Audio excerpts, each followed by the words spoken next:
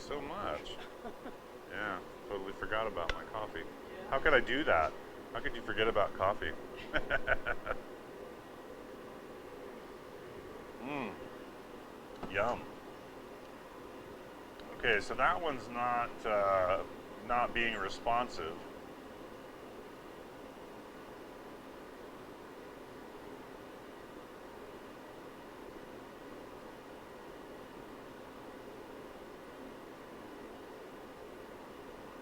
There it goes.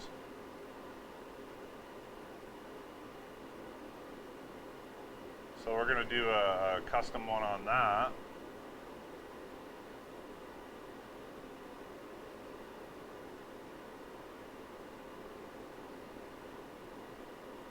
We'll do 30 FPS. Okay, so there's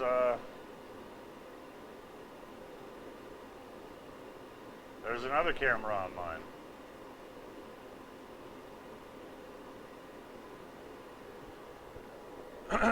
Wow.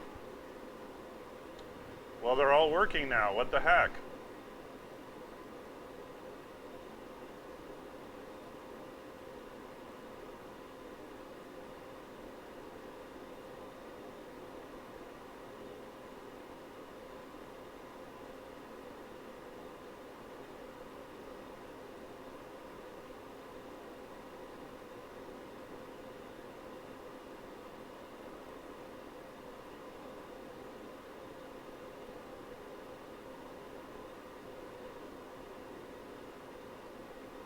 That one's not.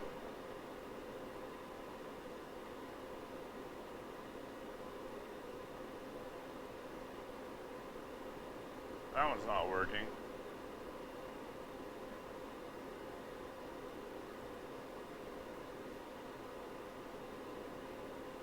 Let's try another one of the C910s.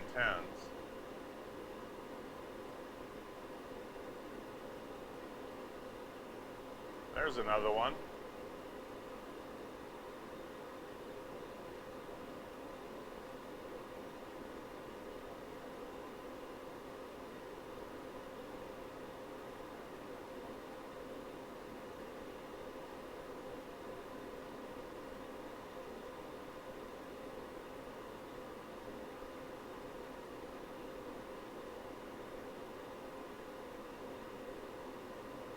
And I'm gonna have to adjust all these, aren't I? I can't even fit them all.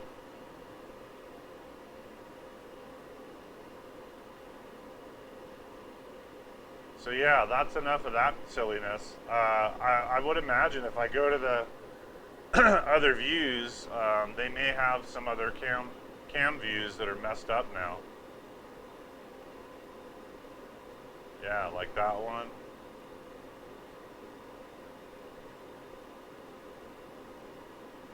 And see, so every time I add a camera,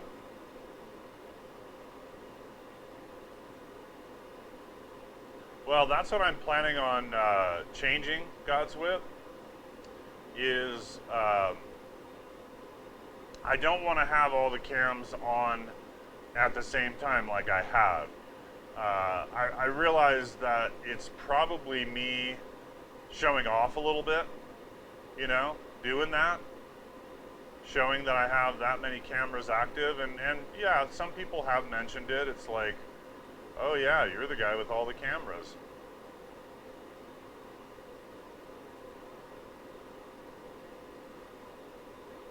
But it's too taxing and it's too confusing. It's just too much for the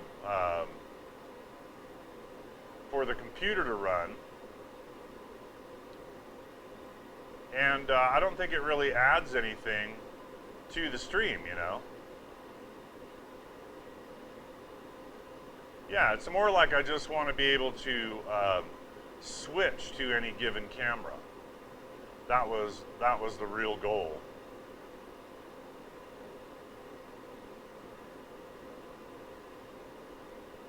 That's a lot of active cameras right there. So what I'm probably going to do is move to a setup where just one camera comes up at a time, or maybe just like 2 views. Also, I need a private area to pick my nose. I can go outside for that. Or we'll just do it right on stream.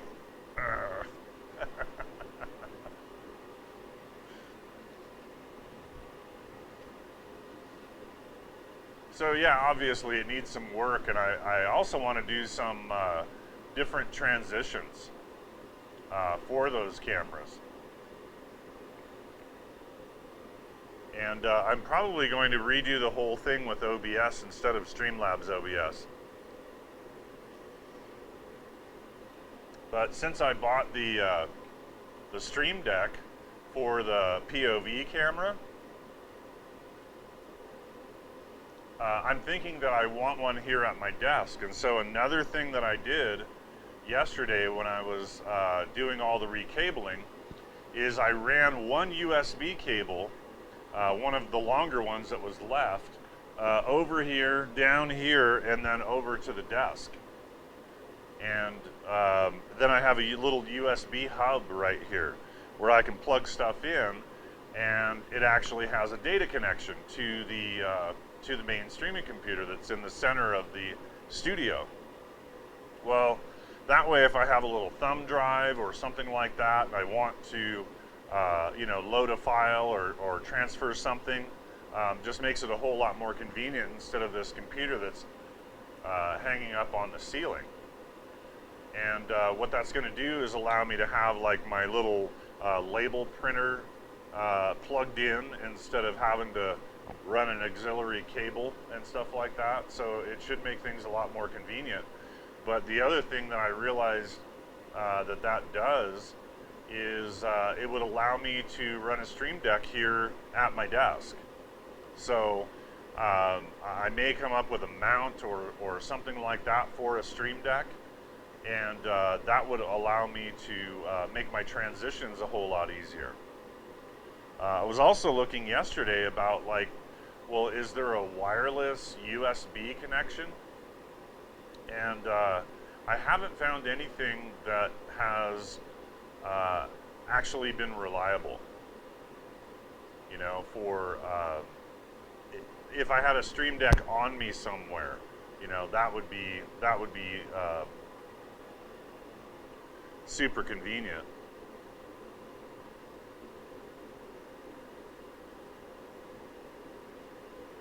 But yeah, I need to rethink my camera angles and stuff with all of that.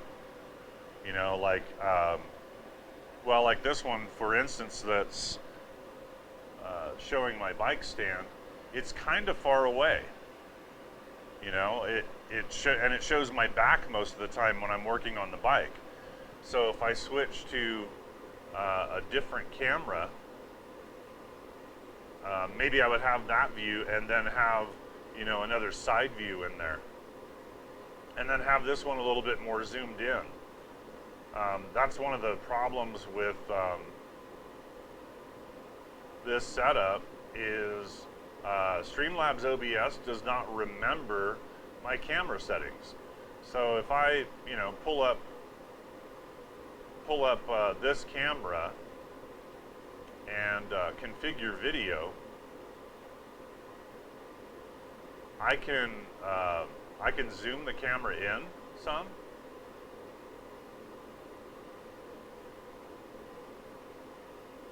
I think that's the most I can do right there. I can even apply it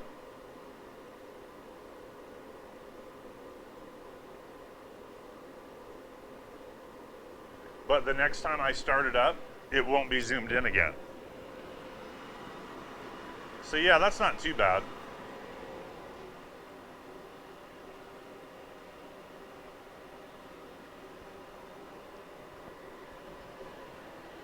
So let's get back to what I was doing. I was setting up my mobile stand.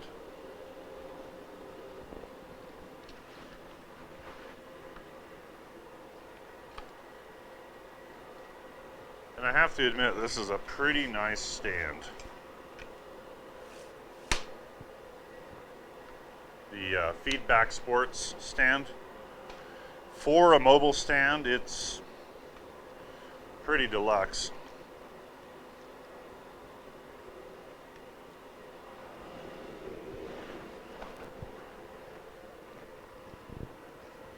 And it even has a tool tray and stuff that you can put on it.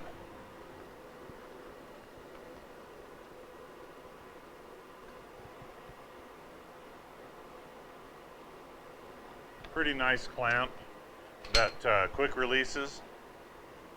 So you can just kind of push it in and quick release it. Can you see that? Or you can push it in, and then when it grabs, you can tighten it down further. But if you loosen it just a little bit and you hit the button, it opens up for you automatically. And pretty nice feature for making it very quick to put a bike on there. Has all the same articulation as the standard park does, you know, where you can rotate it around and all of that. But that quick release feature is just super nice for when you're on the road, because you're working on bike after bike after bike, and you want to be able to put them on there and work on them really quickly and then get them off of there really quickly. Whereas in a shop environment, you may be doing some things like you know, working on a bottom bracket or something that requires a lot of leverage, and so there it's more important that it's just solidly anchored, you know, so that you can really put some leverage against it.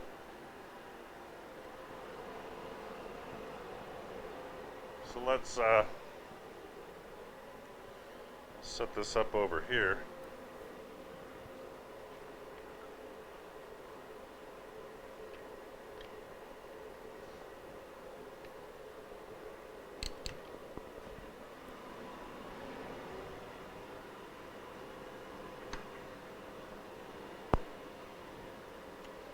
And yeah, it was not cheap. It was, I think, almost 300 bucks for that stand.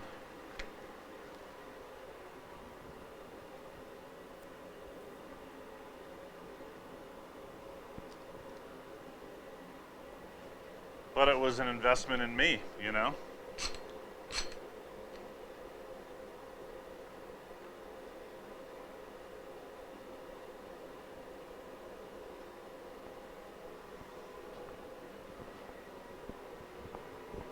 I don't know if you've been around for it, God's Whip, but I'm planning a new project.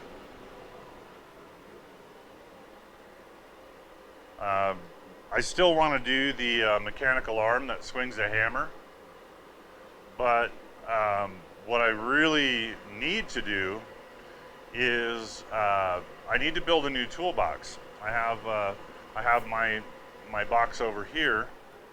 Let me switch the camera so I can show you that. Let's go to the table view.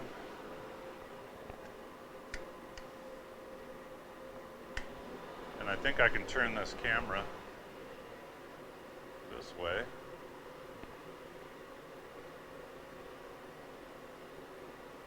Oh yeah, see, it messed up all of my views there.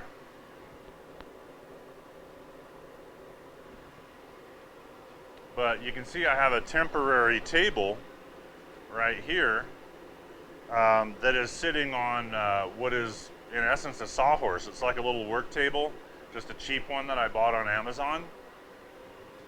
But I want to build something that is, well, my buddy Frank Grimes told me about, which is a cabinet that they make for, let's fix these cameras while we're here.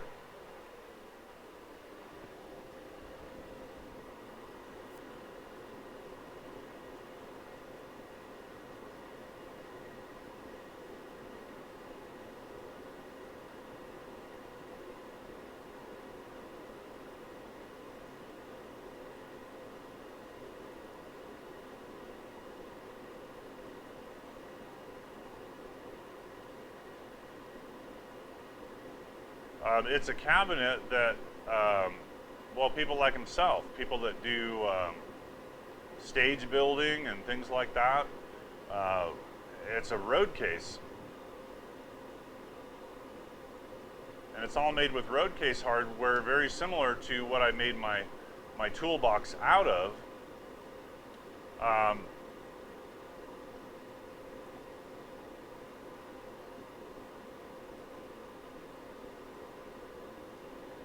Yeah, all these cameras need to be adjusted.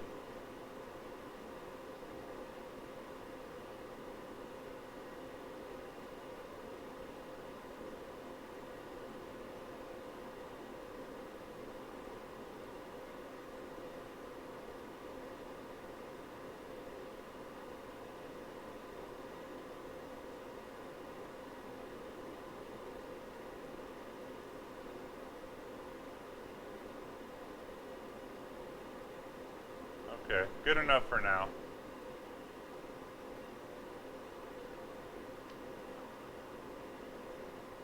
Oh, gonna lurk a bit, okay. So I'll just talk about it a little bit more. But yeah, it's a road case, and what the base is a chest of drawers. You know, just like a whole stack of drawers. So there'll be a box, you know, about this width, but it'll all be drawers. So I'll have drawers underneath there. I just realized I'll have to figure out something for that pallet.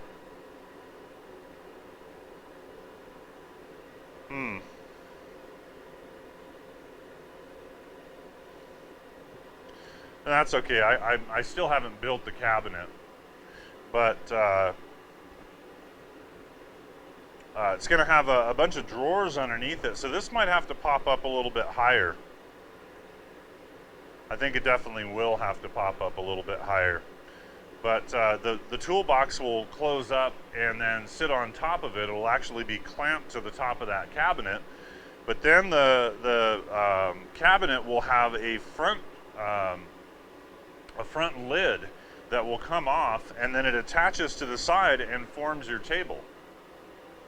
And I'm actually planning to build it where it has a back lid as well, and I'll store my pump and lighting stuff in there too.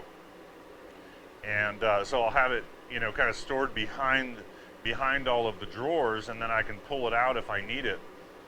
But that will have a lid, and then it'll form a table on the other side as well. And I'm still kind of trying to figure out what materials to use for all that.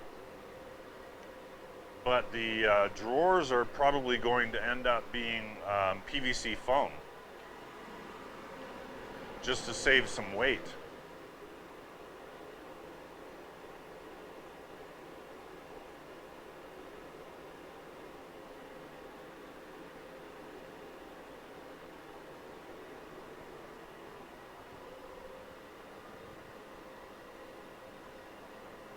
Anyway, let's get this set up over here.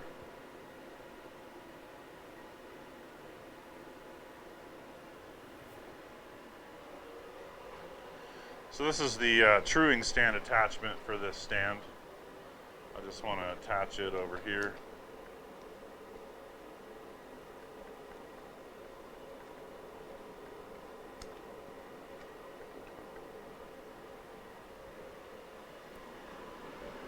Okay. So I need to organize this stuff a little bit. All the stuff I pulled off, the crankset and all of that for this bike.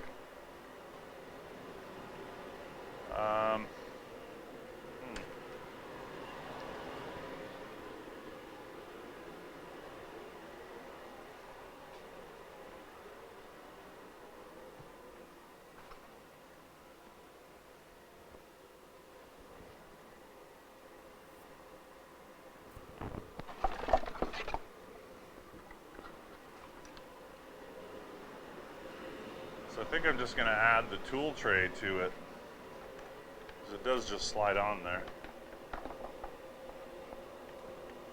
There we go. And that's where I'll put all this stuff.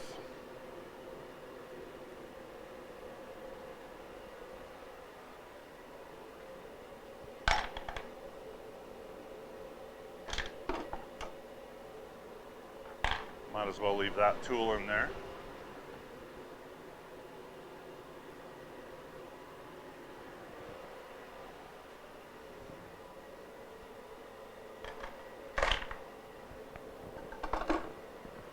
There we go. Now we got things cleared off a little bit. I need to put some of this stuff away.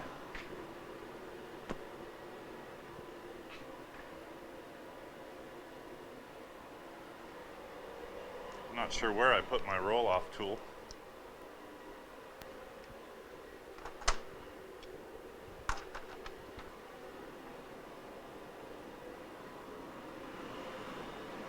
And I'm getting kind of warmed up in here, so let's cut down on the noise.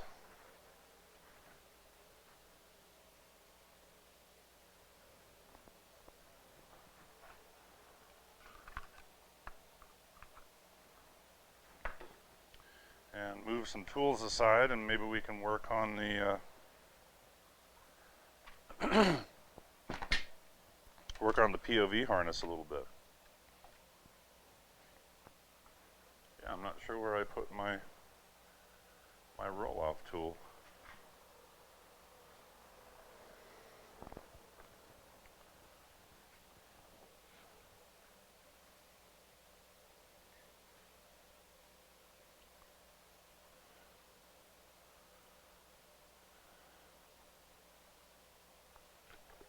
Just giving myself a note here for the bench mount bike stand. But I need to follow up on that.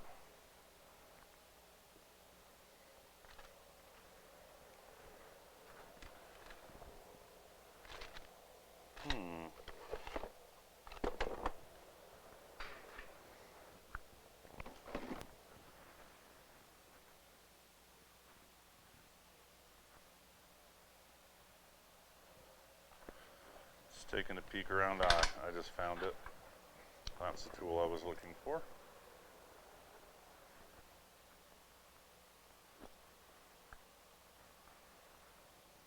Cool. And the spokes.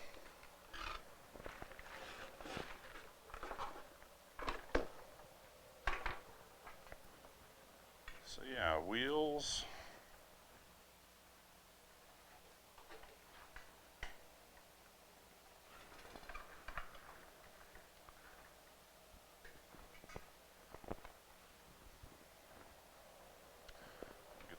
Out of the way. Okay.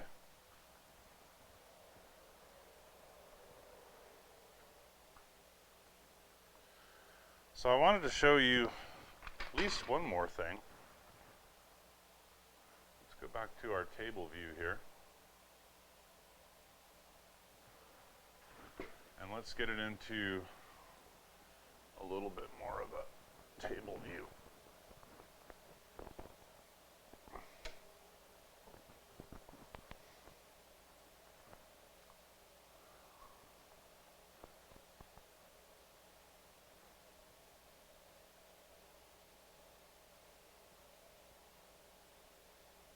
That's pretty good. Oops. How's the focus? Focus looks pretty good.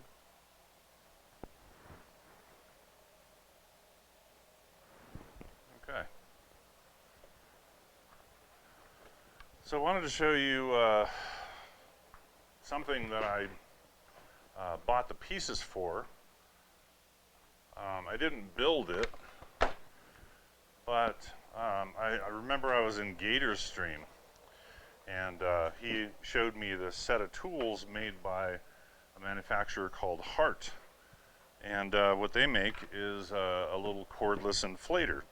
Well, I have a cordless inflator already, one that's made by Craftsman. And the thing is, this has been pretty much a trooper for me. It's a little portable inflator. I upgraded the hose and the chuck on there so that it works with both Presta and Schrader without having to change any parts. And I used an adapter on this to adapt it to use a DeWalt battery. And that even has a USB plug where you could charge something with it. So it was kind of a cool little setup, but as you can see, it's pretty bulky.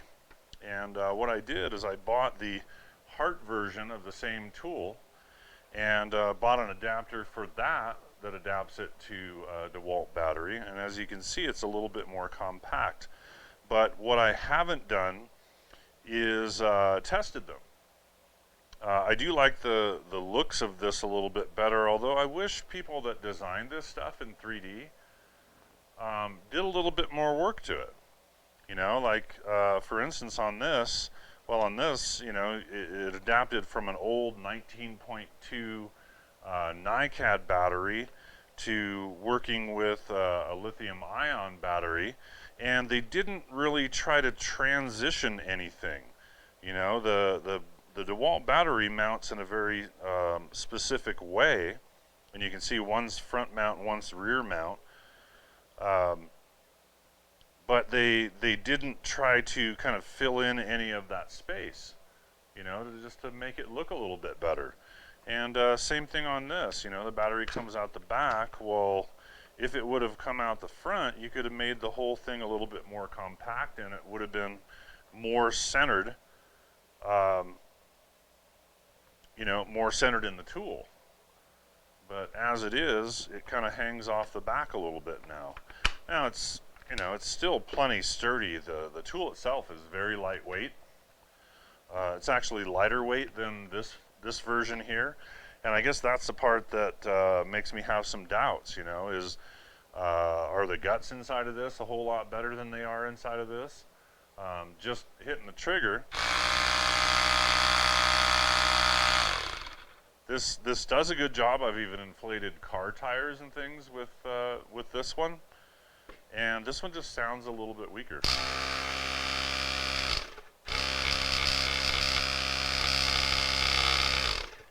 But I guess the advantage there is that it is quieter.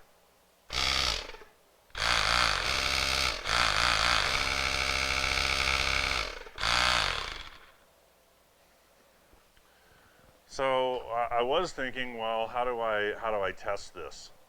You know, how do I do a head-to-head on this? And I don't know. I need to see if I have like a tire that we can inflate.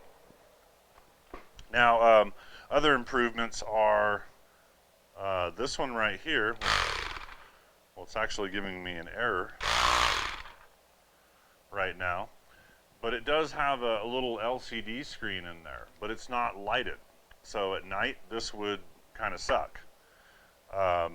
But it does have a feature where you can lock it on. And so that way, when you want it to go up to a certain pressure, you can pull the trigger, lock it on, and then it stops when it reaches that pressure. The limitation of that is it only goes up to 35 psi. So it's really only good if you're filling like a car tire that inflates to 35 psi. And for that, it's pretty nice. And I will probably continue using this one for the car tires. But this one right here, you have to hold the trigger and there's no other features. But it does have one advantage over it. The display is not only bigger, but it's lighted. So when you pull the trigger, it lights up. You can see what pressure you want to inflate to, and then you can stop when it reaches it. And all of these seem to have these little bits and pieces on there that are for inflating all kinds of things, although this isn't the best pump for it. I watched a really kind of interesting review of a DeWalt tool, and it's an inflator, but it's like a dual purpose inflator, and it actually has two different modes depending on whether you want high pressure or high volume, and that's a good feature because there's a big difference in how you want to pump stuff depending on the volume or the pressure. You know, when you try to pump something up to a very, very high pressure, that's very difficult on a pump. So typically what you do is you use a very small volume of pump pump cylinder, but you just pump it a whole lot more times. And it's kind of like the difference between like a floor pump for pumping a tire and a shock pump for pumping a shock up to, like, you know, 150, 200 psi. The shock pump doesn't pump very much air, but it will pump that air up to a very high pressure. It actually, you can't use one for the other, or at least not very easily. And so I'm wondering about this. You know, is this going to keep up? And if so, what I may do is tear this down and just swap these two. This is a really cheap, poor quality air chuck right here, but it would probably be fine for a car or something like that. And this one is a very high quality. Like I said, it's made for press-to-ore Schrader valves, and works really well for that. Just want to do a little cleanup here. Looks like may have gotten some sealant on there, tubeless tire sealant.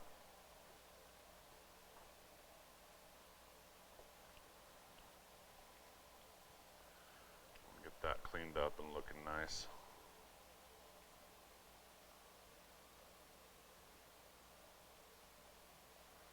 So maybe that's what I'll work on today, is just swapping these out. Now the heart tool, it doesn't really have any access. I can see that the access to the pump is on the inside, or the hose connection is on the inside, whereas the Craftsman actually has it external. So I can just loosen this up, and the hose pulls right off of there. There's a little barb that goes inside of there, and that's what makes a seal against this. And so I just have to pull that barb out.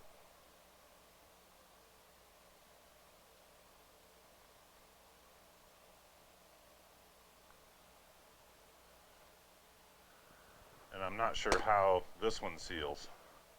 So maybe we need to just open it up and take a look at that. Rooster, hey, how you doing? What's going on today, my friend? How are you feeling?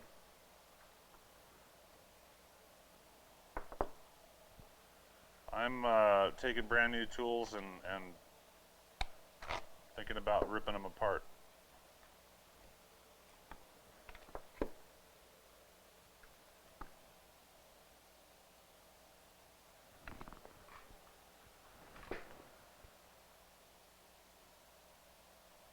Okay, the new 20-volt Craftsman series tools has fixed the backlight issue on the 160 psi inflator. Huh, I have not seen a new Craftsman inflator.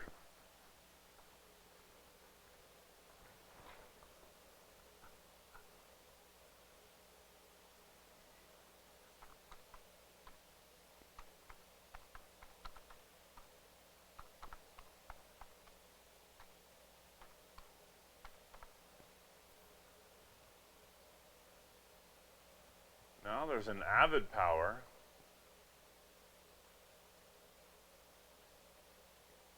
So their unit is a lot bigger from what I'm seeing.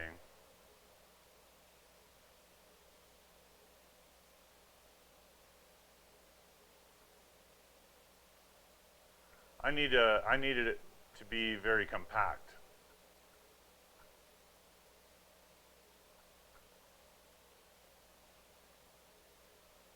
So that is pretty cheap. Wasn't as cheap as the one I got.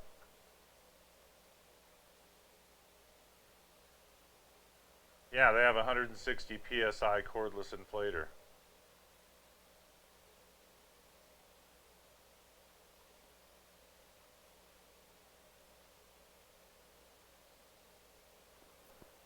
Is that the one? And it matches your batteries. Yeah, that's the important part. Like I said, I had to adapt it. I was not willing to purchase Hart batteries because the ratings on them are just terrible. You know, for the same size of battery, it's like their first gen DeWalt batteries. So they must be using just the cheapest cells that they can. And I'm not, you know, bitter about that or anything. I mean, it's Walmart after all.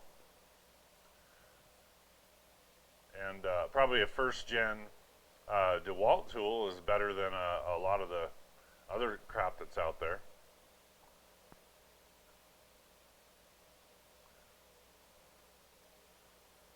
But what came up, oh, I'd swear that this is just yet another.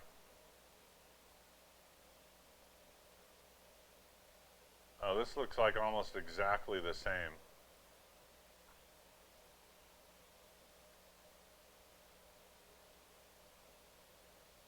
Take a look at this one. Basically, it just looks like a red version of the Hart.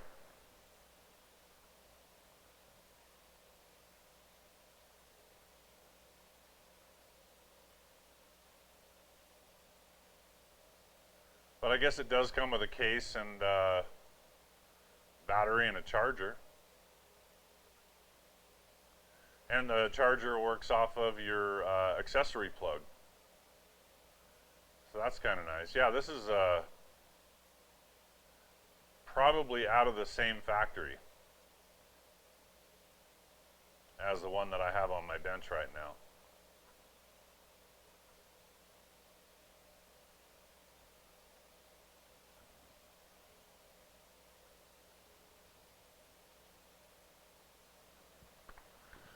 But now this one matches my batteries, so I'm not going to complain.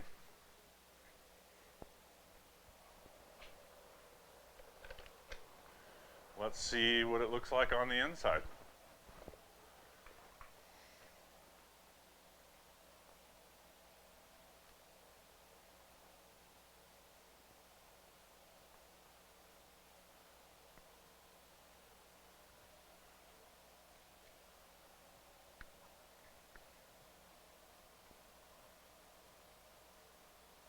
Most are made from the same manufacturer. Yeah. Now, I would like to see Craftsman remake their old inflator, because I get where that one's coming from.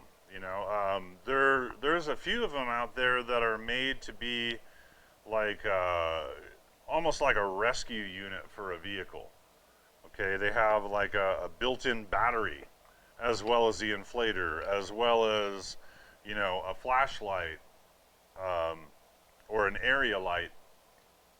And you know, if you're talking about something to throw into your car, that's probably a good idea. You know, to go that way. That all makes a lot of sense. But you know, I want this for bicycles, and one of the reasons why I wanted to try out the Hart version of this thing is, you know, I go to events where other people may be using my equipment. And because of that, well, have you ever noticed that other people don't treat your equipment the same way that you treat your equipment?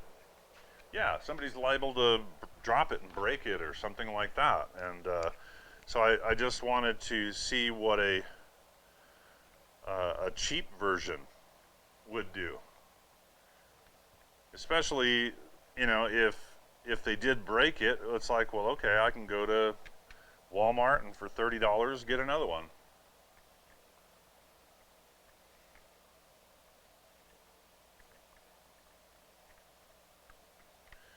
I got to see with this inflator right here that when they stopped manufacturing them, the price went through the roof. You know, just like everything else on eBay. When it becomes rare, people start gouging. I think that's now. There's one more screw. Yeah, people start gouging because they think they have a gold mine. You know.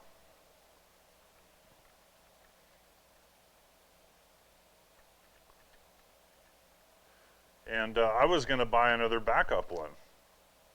Just, you know, so I have a second one for parts and things. It is that much a part of my tool setup that I was willing to do that. Okay, sorry, I got a couple more in here.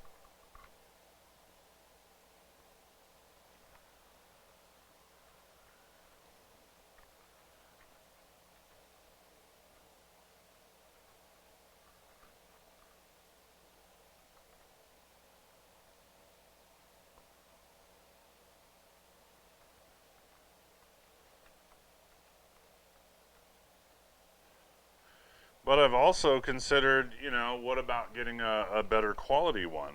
Now, I did put a tool in the Discord where they were pretty much trying to do that. They were, they came up with this little portable inflator that I think it actually has its own battery. So you have to recharge it. But it's meant to be really small and convenient, and probably a little bit more road bike focused, to be fair.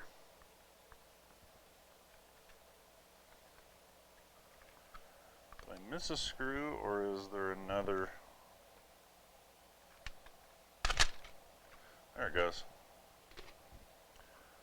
Nothing broke. Okay, so there's our little pump unit. So yeah, that's pretty much all we have. Is I'm going to do a little AVE here.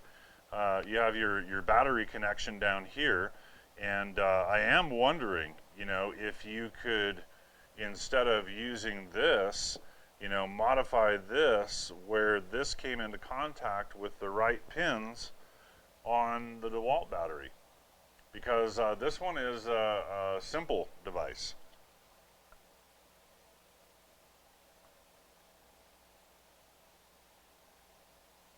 It just uses the straight up power, but you can see there's a little fan down here to keep the motor cool. You have your PCB board right here, which is probably your trigger control, because that's just a simple switch. And this pump unit right here is probably, you know, the same. It also draws some power off of here for the little gauge on the back, and you can see the tube is connected here for giving you the pressure on the line.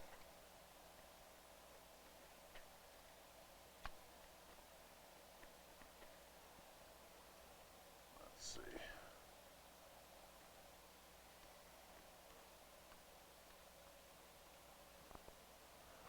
Okay, so I just need to, looks like a hose clamp or something would allow that to attach on there. Thing is, I don't know if I have one that small. I mean, I do have some on some air hoses, but man, I sure would like to find a high quality small hose clamp, because most of them are garbage. If I could buy a small but yet well-made hose clamp, a little bit smaller than the regular ones, I'd buy a box of them, and I'd use them for my regular air hoses too.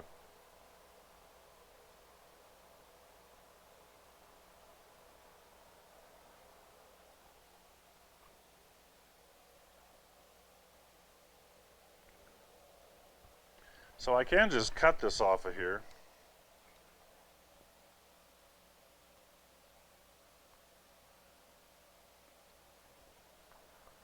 Let's see about that.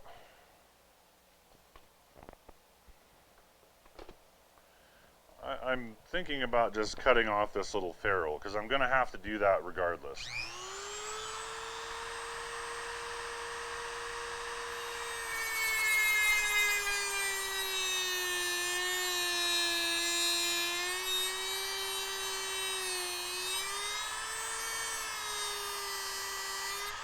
Trying to do it without cutting the plastic there.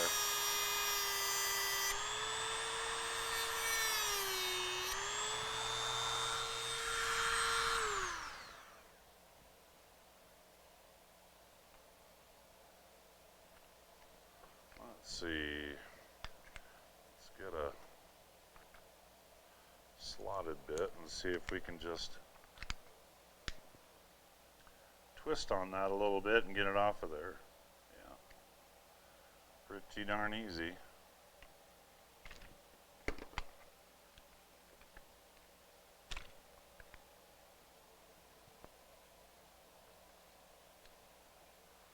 So it is a barbed fitting, and our hose should go right on there. But I just want to have some sort of a clamp or retainer on there. Kind of interesting how much larger they really made this than it really needs to be. I'm wondering about this one, you know, like I wouldn't mind taking it apart and kind of seeing how it's configured. It also looks like the pump is in the handle, but you've got a lot of space up in here. At one point I thought, well, you know, if you open this up, you could find out, you know, the manufacturer of the pump and maybe through an industrial supply or something order another one.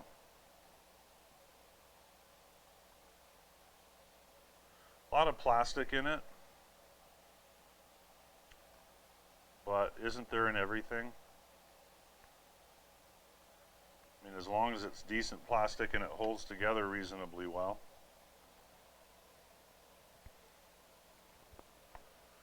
Alright, let's see if we can get this off of here. And I may actually take this opportunity to shorten the hose a little bit.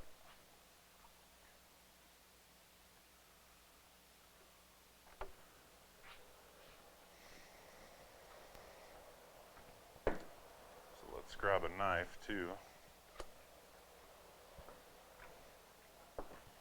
Because yeah, this is the kind of the standard length. I believe that's off of there.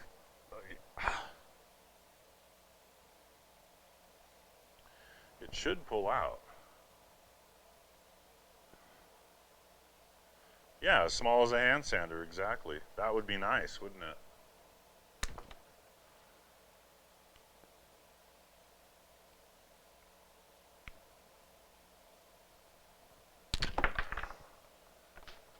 Went flying.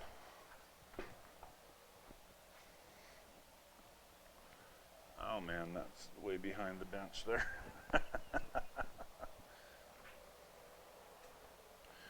But I don't actually need that part right now.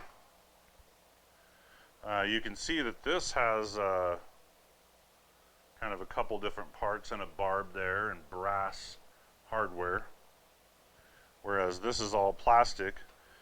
But they did at least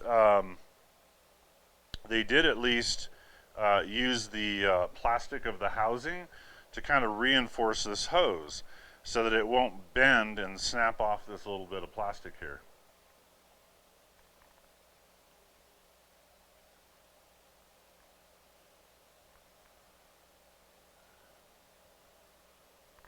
Is that seated right? Yeah, it looks like it is.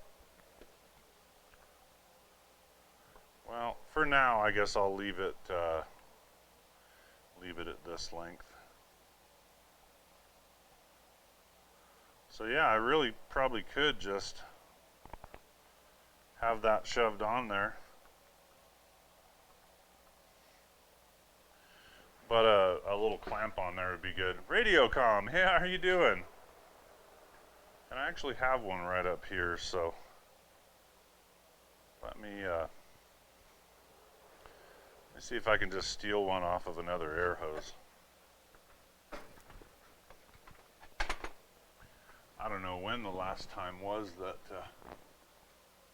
I even used this air hose up here.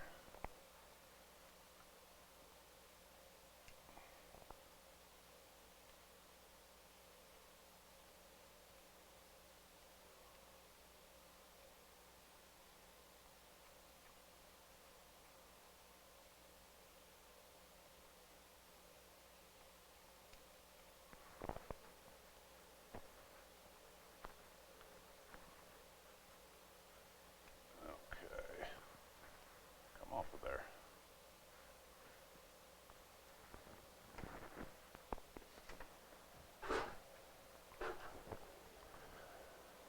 Okay, so there's a small hose clamp. Get it over the hose.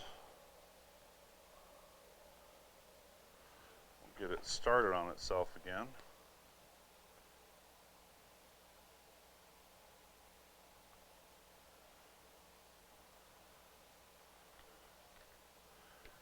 And then get it down here where it's going to do us some good.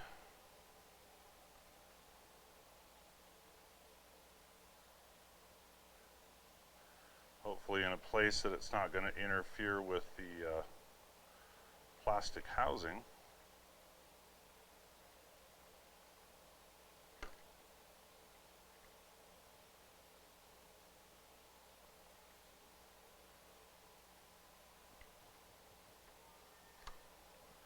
There we go. Let's see if the plastic housing's gonna mess with that any. Doesn't look like it will. Looks like it'll go back on there. Okay. Let's put it back together again. And I guess I'm just having to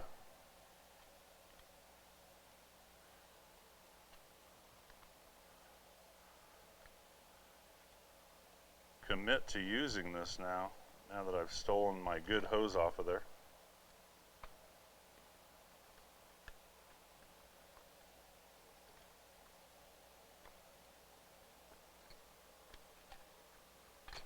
It's weird, it's just like not fitting. This is not fitting in there like I thought it would. Oh, maybe it, okay, that's it.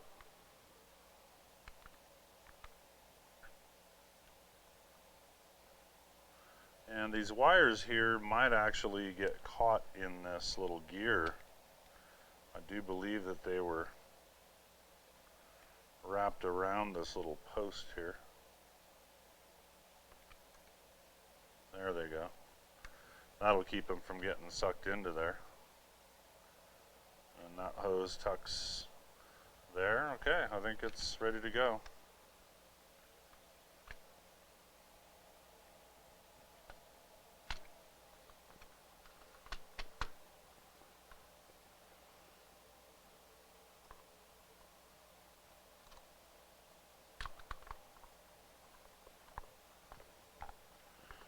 Should be.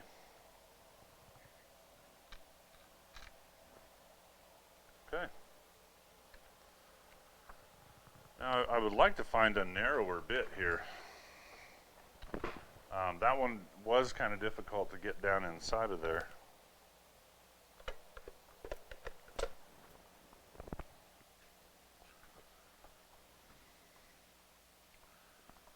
Maybe this one.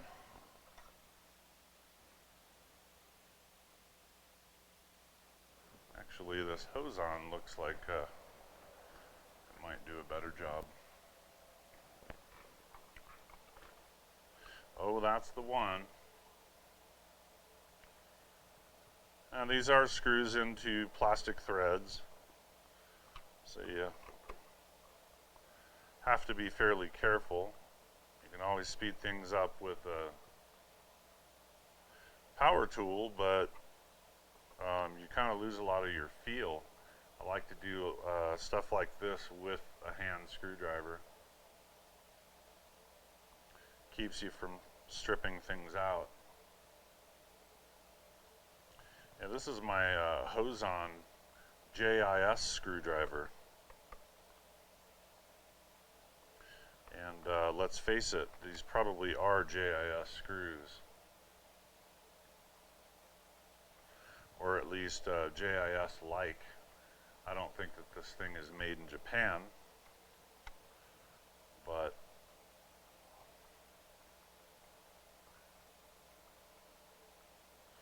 it's definitely originally assembled with Asian tools or something.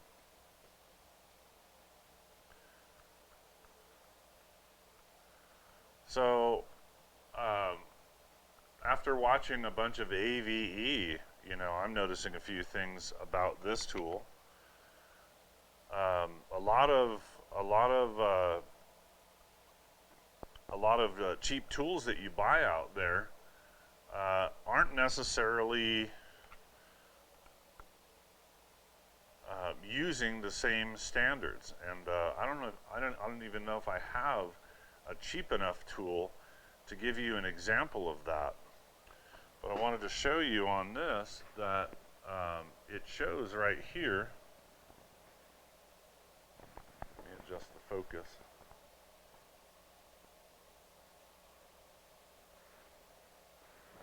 You'll notice that on the label, this is UL listed. In other words, this was tested by an American company to meet with electrical standards for Underwriter Laboratories. Whereas a lot of the Chinese tools will be CL listed or China Laboratories listed. In other words, it is not compliant to American standards for you know, electrical tools and appliances and things like that.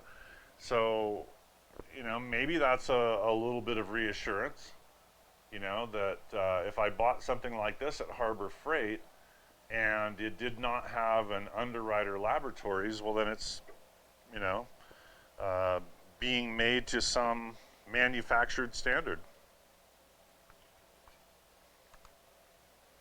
Might not be safe at all.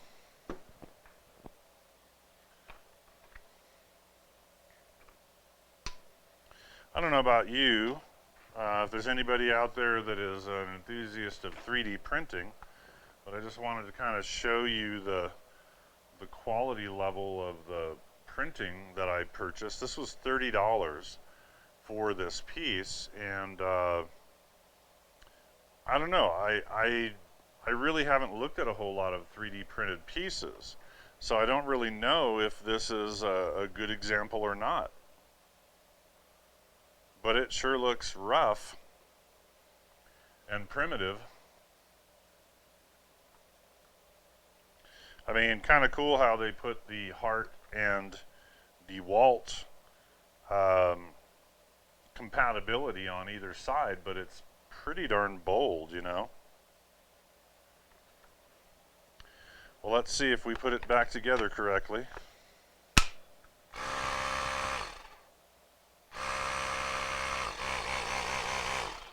Pretty simple device, kind of hard to screw up.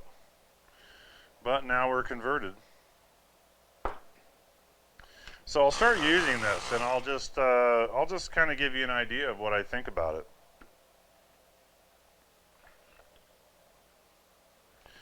If I go back behind my bench and dig out the piece, I could put this back together again.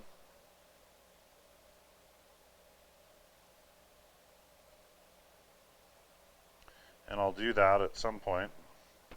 I'll just put this hose on there.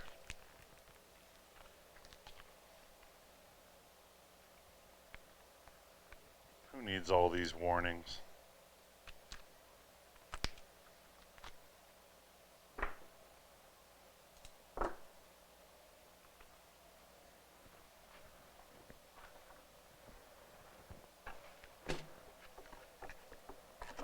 I'm thinking that I can probably check the box and instructions and everything for this pump, because now I've modified it, I've voided my warranty.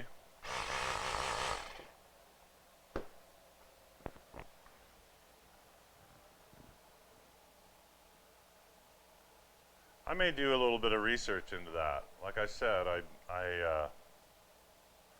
I'm not the biggest fan of the style of this whole thing.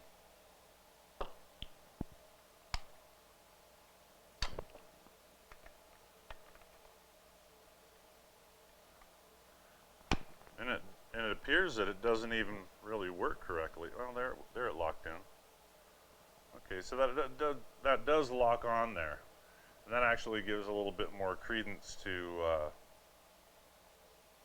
their design. Okay, with that locked on there, you actually have to pull this tab down to unlock it and slide it off of there. Okay, that's a little bit more clever.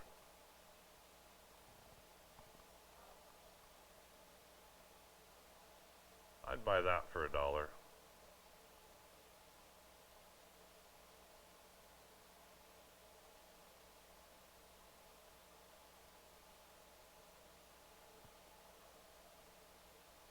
I mean, somebody had to do a little bit of figuring to make that work the way that it does. I just wish it was just a little bit more clean. And also, the handle on this is just enormous. I would love to see if you could cut that down at all. At least narrow it up a little bit. Because it's just really fat. I mean, just looking at the difference between these two, you can see how much fatter the handle is on the Heart version. And this one's still... It's still fat. I mean, I can barely wrap my hands all the way around it and touch my finger to my thumb. This one I can at all.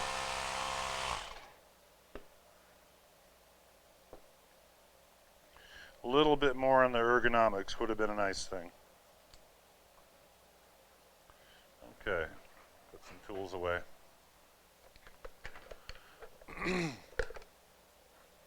So I don't know if you're still around, Rooster, but I did a bunch of recabling last night. And I actually do have more cameras working now. Well, actually, all 13 cameras are working. I just don't have them all integrated into the stream. I probably ought to go dig that thing out before I forget about it, right?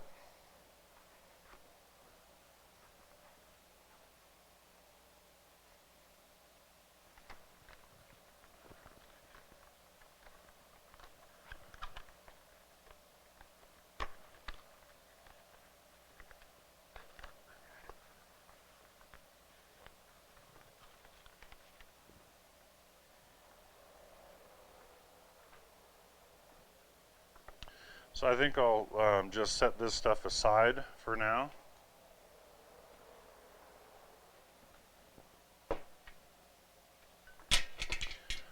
I don't know if I mentioned it, but I'm kind of saving up for a microphone upgrade.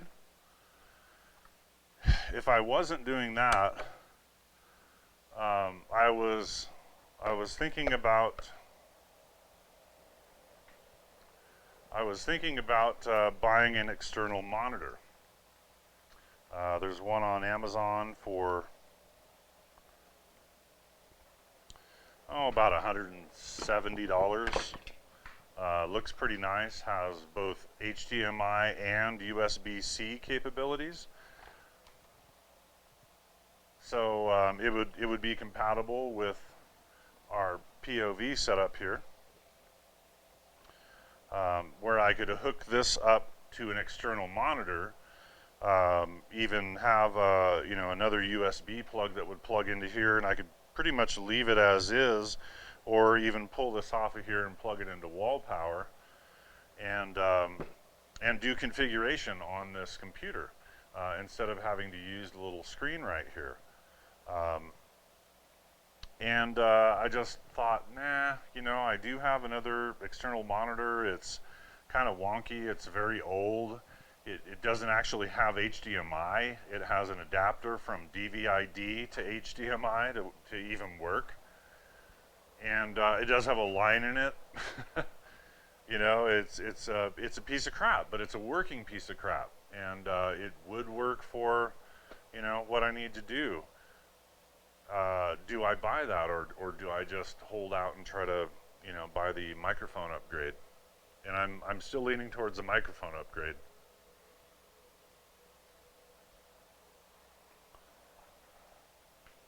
So I may have to slow progress a little bit on this thing, but then get the rest of the stream up to snuff.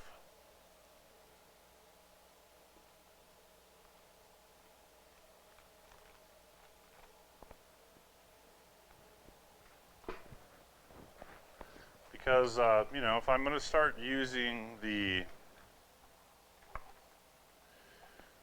Stream Deck, well, then I have to program the Stream Deck, as far as I know, specifically on this computer. And there's a couple of things that are kind of holding me back. One is, if you just boot this computer and look at the display, it says you really do need a newer version of Windows. In other words, they're wanting me to do a clean install on this. And like I said, it's been having an issue where every time it wants to update, the update installs, and then the machine locks up. When you reboot it again, it says we're rolling back all of the updates that we just tried to make. In other words, there's a compatibility issue with the Larkbox and the newest version of Windows. So apparently you can, well, the newest version of Windows as an upgrade. But from what I've read, you can do a clean install of the newest version of Windows. So if I get into here, you know, remember my key, my Windows 10 Pro key, or even look it up. I think I have it saved in my emails. Just do a reinstall on this, but it would be easier to do that all on a larger monitor. The other thing that we didn't accomplish was getting it to dual boot to Android. And that was something that I was willing to let go. It's like, yeah, that's not that important.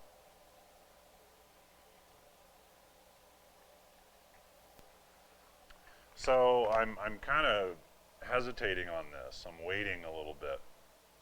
I mean, I guess I could get into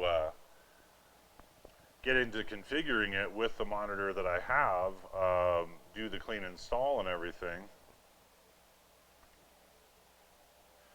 But I would love to do that on a better monitor, I guess is what I'm saying.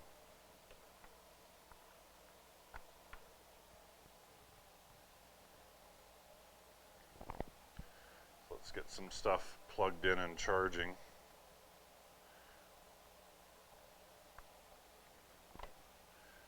So one thing I have thought about with this rig is, well, how am I going to store it? You know, where is it going to live here in the shop when I'm not using it, or not taking it somewhere? And also, you know, how do I transport it? And one of the thoughts I had was, well, if I remade the yoke, you know, I could make the whole thing break down. But the thing is, it takes a bit of setup to get all the wires run and everything the way it wants to be set up, depending on, you know, how you want to use it. And so I don't necessarily want to have the whole thing break down every single time.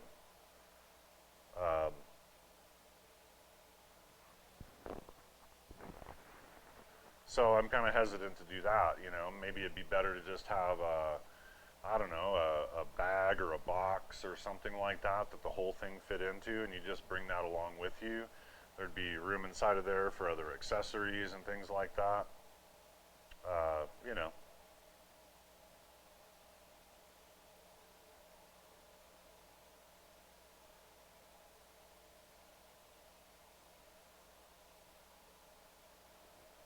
So one of the changes that I was thinking about making to this is the location of this right here. This is my my face cam, my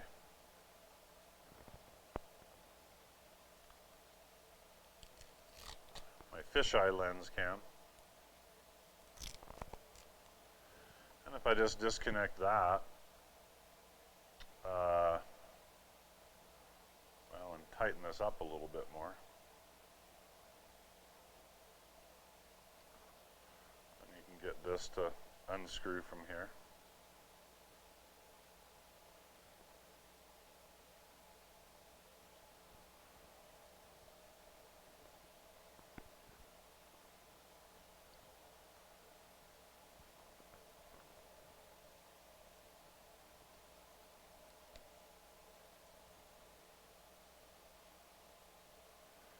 Get that screwed back on there, and I need to remove this one, and this does take a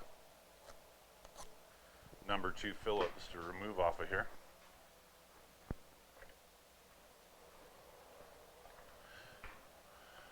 Excuse me, number 3 Phillips.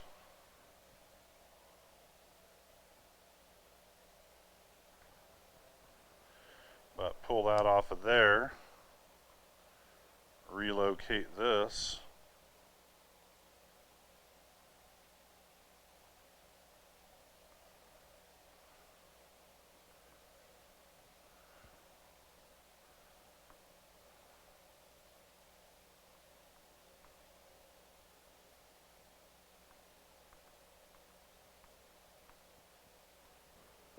okay, and then the Velcro goes through here again.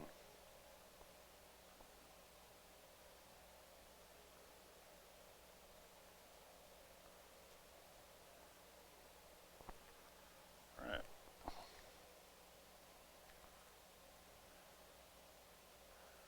Pretty simple. And that one's definitely too long still. This is one of them that I did not cut down. So we'll just do that right now.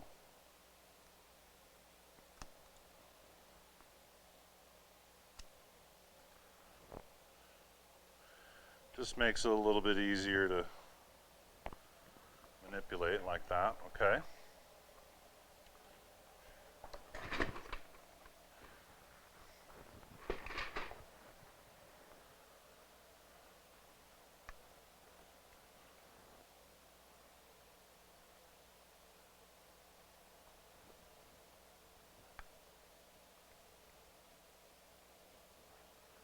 Screw this back on here.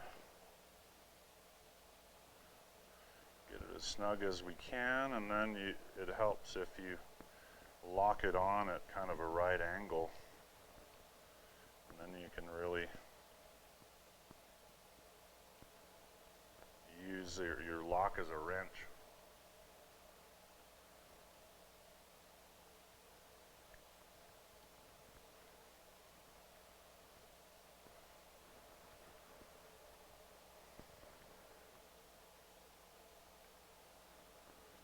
Okay, so there we go.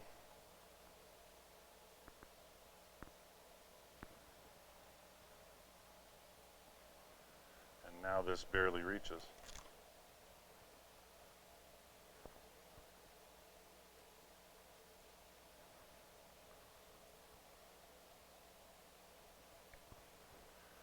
Okay, so it looks to me like we're only going to get one wrap around this section.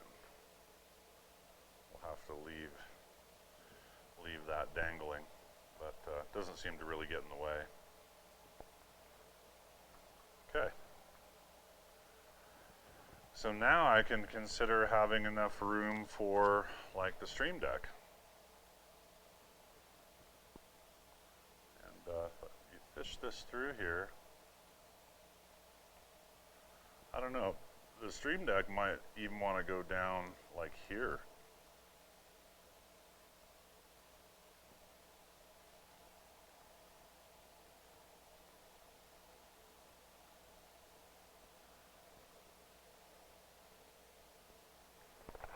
Kind of as low as possible. does cause some interference.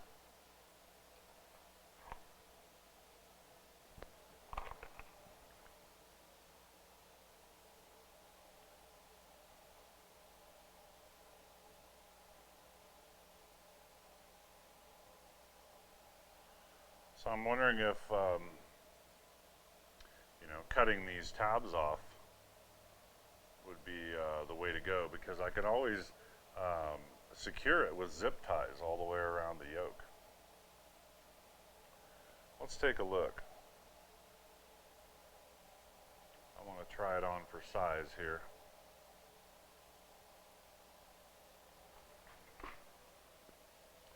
Let's unplug that.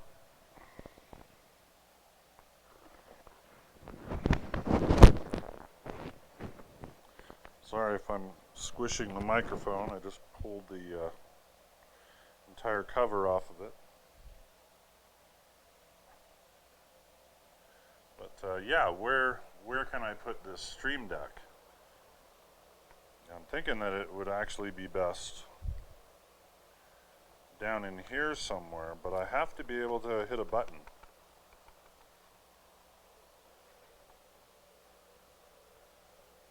The display over here, got it all spun around, but it actually needs to be somewhat away from me. And oh, by the way, I have one new addition to this whole setup, and it's this piece right here, which is a spring-loaded phone holder.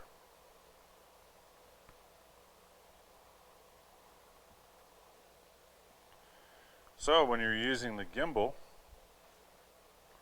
and you want to connect your phone,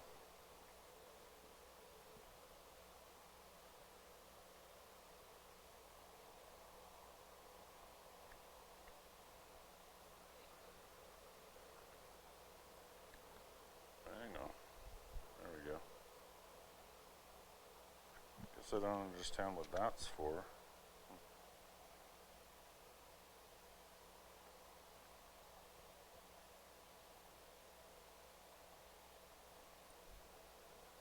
Kind of tough to unlock the screen.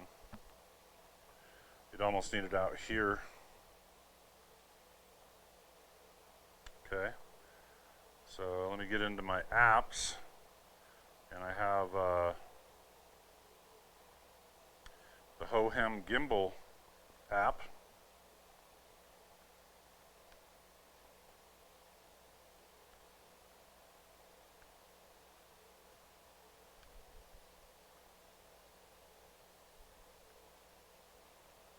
Is there a reason why that's not turning on?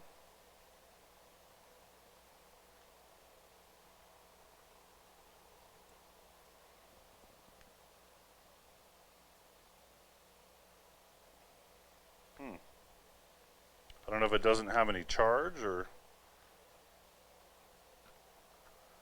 Oh boy.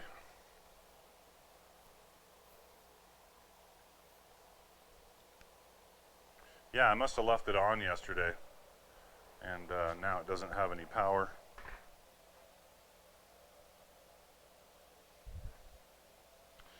Well, there's a way to take care of that.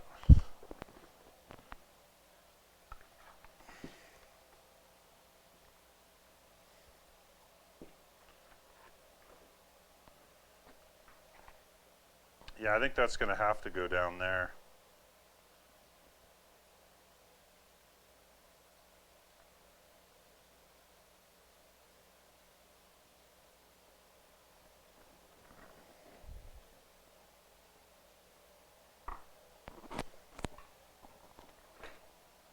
Let me see. Yeah, so this is part of the issue that I was talking about, where I'm going to have to figure out a little plan for charging everything.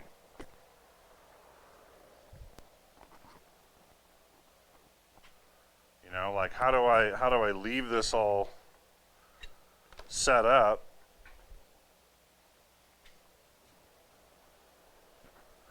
so that the next time I go to use it, everything is properly charged. I think this is the charging cable for the gimbal.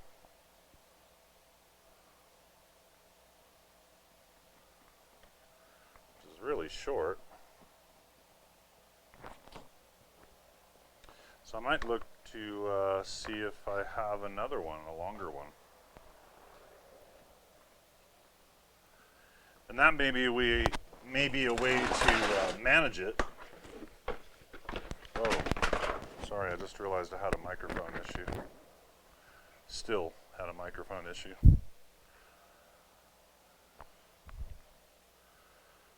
Bear with me a moment.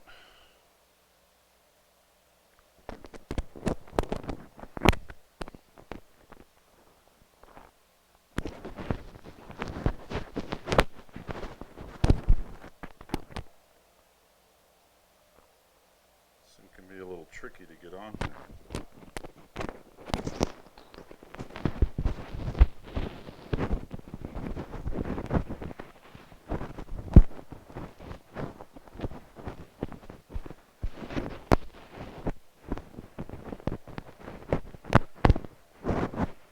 Okay. That's on there now. Okay, so just a moment. I'll need to find a micro USB cable. I'm sure I have several of them here. That looks like a promising suspect.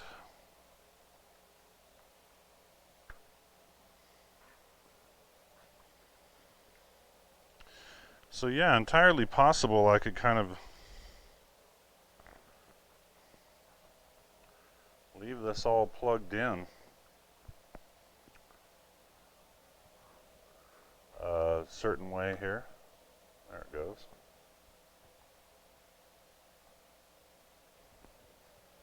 Now is it charging?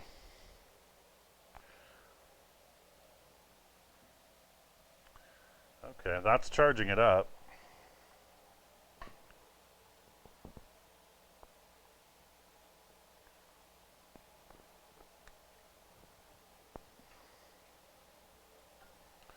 Let's see here.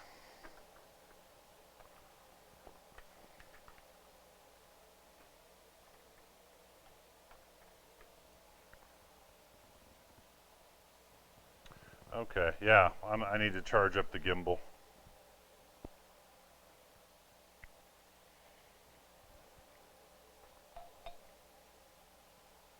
And then we can test some of these functionalities. But let me swap you back to the table view. So I would like to mount the Stream Deck somewhere kind of right in there. But my USB cable that goes all the way over here to the computer, it's a little bit short. And also it's a little bit thick and not very flexible. I would rather have it follow all the way down to here and then go up the arm, because I found with my camera booms that are mounted up above, if you don't have it follow the arm, like if it bridged, you know, over here or something, if you go to move the arm, you yank on the cable and you unplug the camera. As a matter of fact, the one that's right above me right now had that happen to me, and that was one of the cabling issues that I fixed yesterday. So hopefully that won't happen again. But you know, I've just learned on all this stuff that it's better to have it run that way, and then that way when you start moving stuff around, you're not yanking on cords and pulling stuff and breaking the connections to your devices. Kind of a lot of thought to put into it, but it is what it is.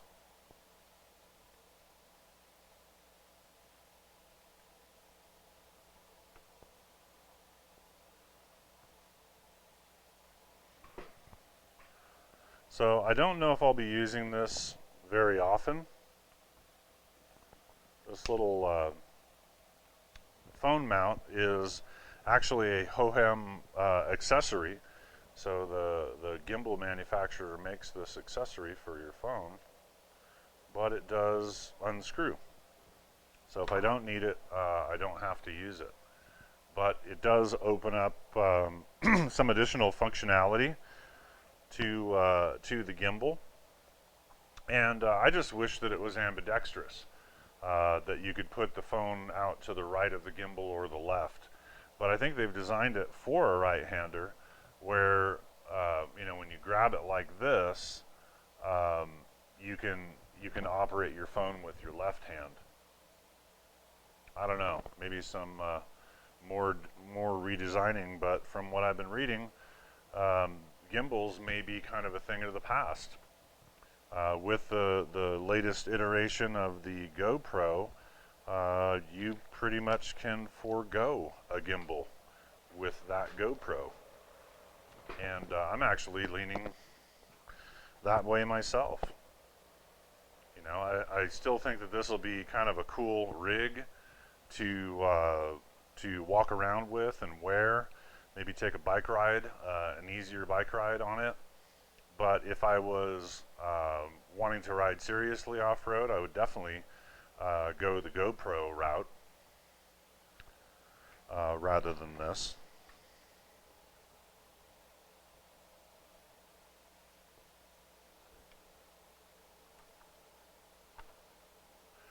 But if you're wanting to have a whole broadcasting studio strapped onto you, this is a way to do it.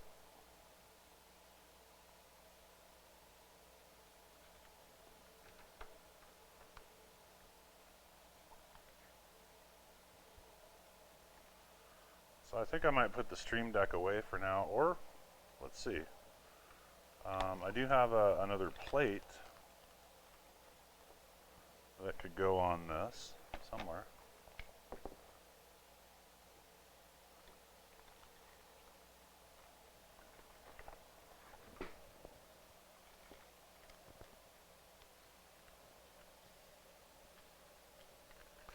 Well, there's the two circles. Where's the bigger one?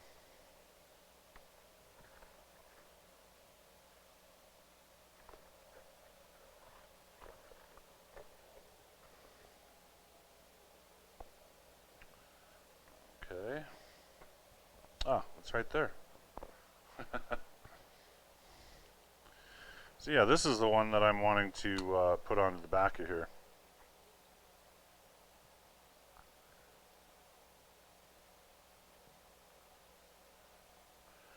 Kind of just like that. So let's get an alcohol swab and we'll stick it on there. I don't think that's going to ruin any of the functionality of the Stream Deck, but it's going to give us the ability to mount it.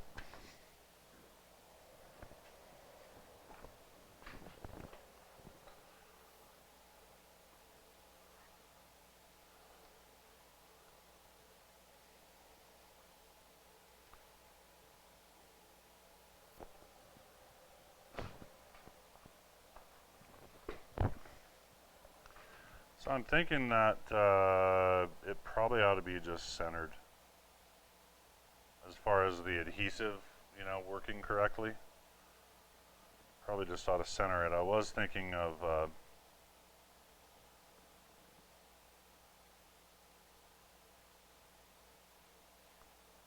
running it a little bit farther down. Maybe I will. That's a little bit more optimally where I would like it, or maybe that's the option right there. Let's do that, because that'll give me as much up and down movement as possible.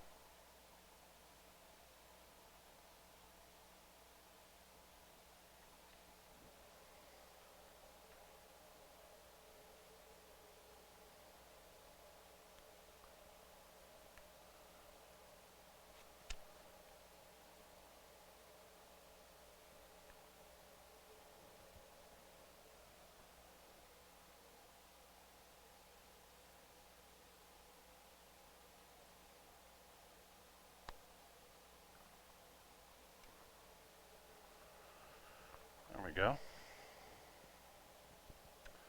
So now the Stream Deck should mount right to our magnet. And it's a pretty good magnet. I mean, it holds it pretty darn secure. I don't know about this part of it.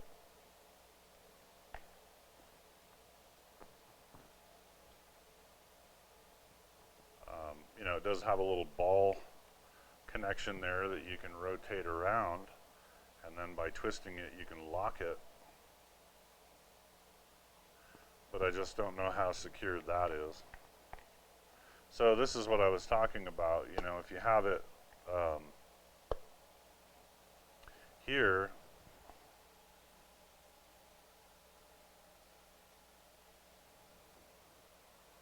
like if I wanted to, I could have another base for this.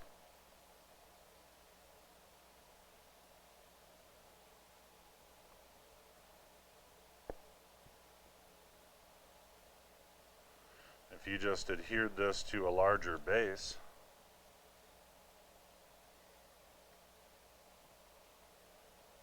or just had another one of these stuck to your desk, you know, that's a pretty nice Stream Deck mount. Would hold it pretty steady. I might have to think about that. One of the things that I was talking about earlier today was, you know, I chose this Stream Deck because it is the standard, and I think if I was to go any larger, it wouldn't work very well for this portable sort of setup. But if I went any smaller, I might miss some of the functions that you get with the standard and the larger size setup. So that's why I went this direction.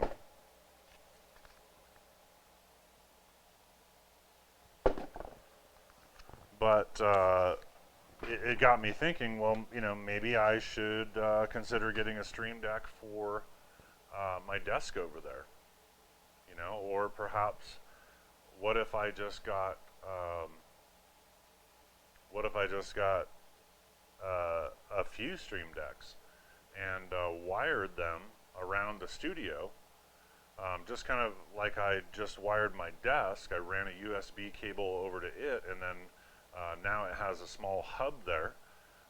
What if I were to run actual live data capable USB cables over to, say, my desk right here, and I just had a little Stream Deck that was stuck over here onto my bike stand. It would allow me to make changes kind of on the fly.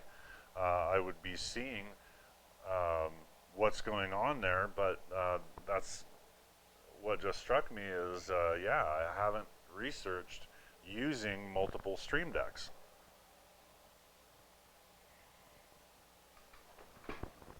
Is that a thing?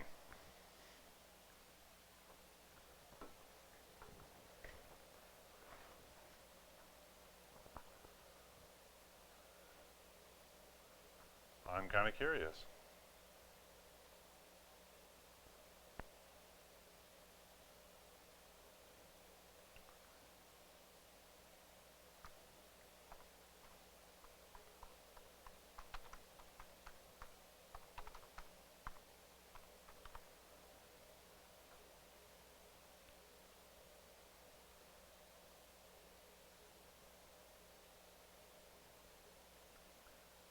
Sorry, I got a bunch of the last URL on there in my search.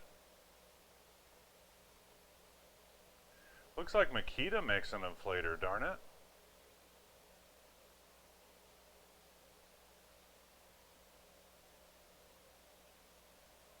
12-volt too. It's not all that compact.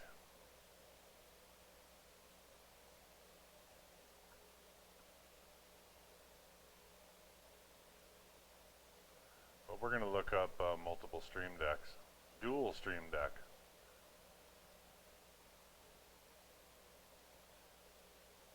How to create double folders, multiple show layouts. Okay, there it is. Somebody asked the same question. Can you use multiple Stream Decks at the same time?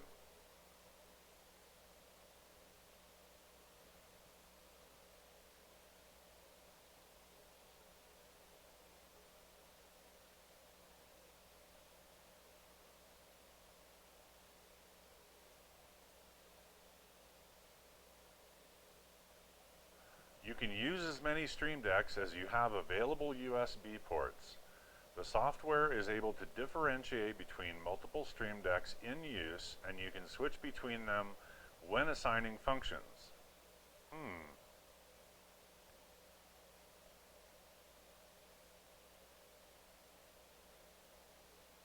Okay.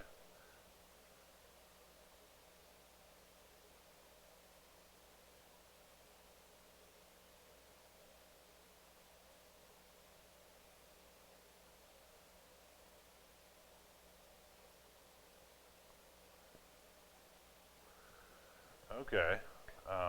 Well, he's giving advice on you have a limited number of USB ports. It's like, well, you don't know me.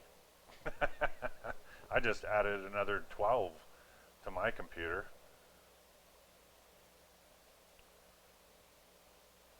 Come at me, bro.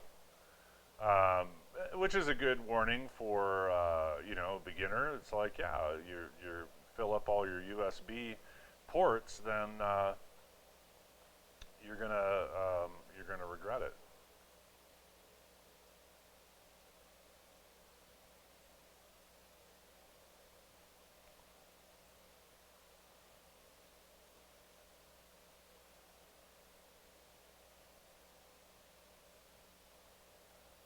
Okay.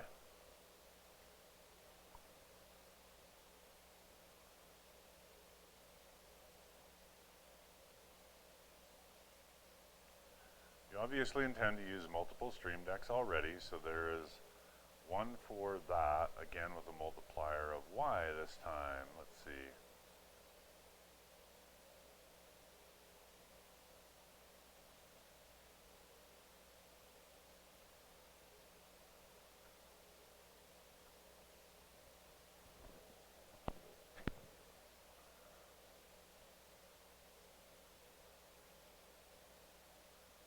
Wow, don't trip over the cable attached to a USB port on your PC. Again, you don't know me. All my USB cables are run overhead. I can't trip on them unless I'm walking on the ceiling.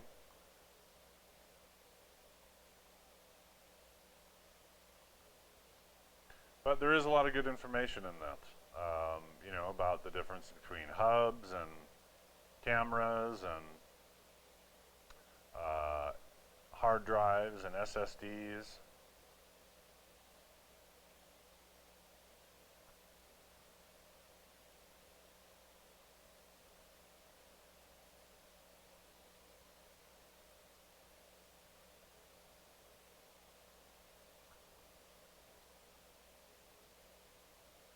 Okay. Well, yeah, actually, there's a lot of good information on this. So I'm gonna put a link.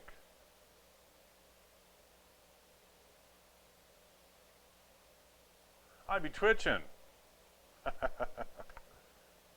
How you doing?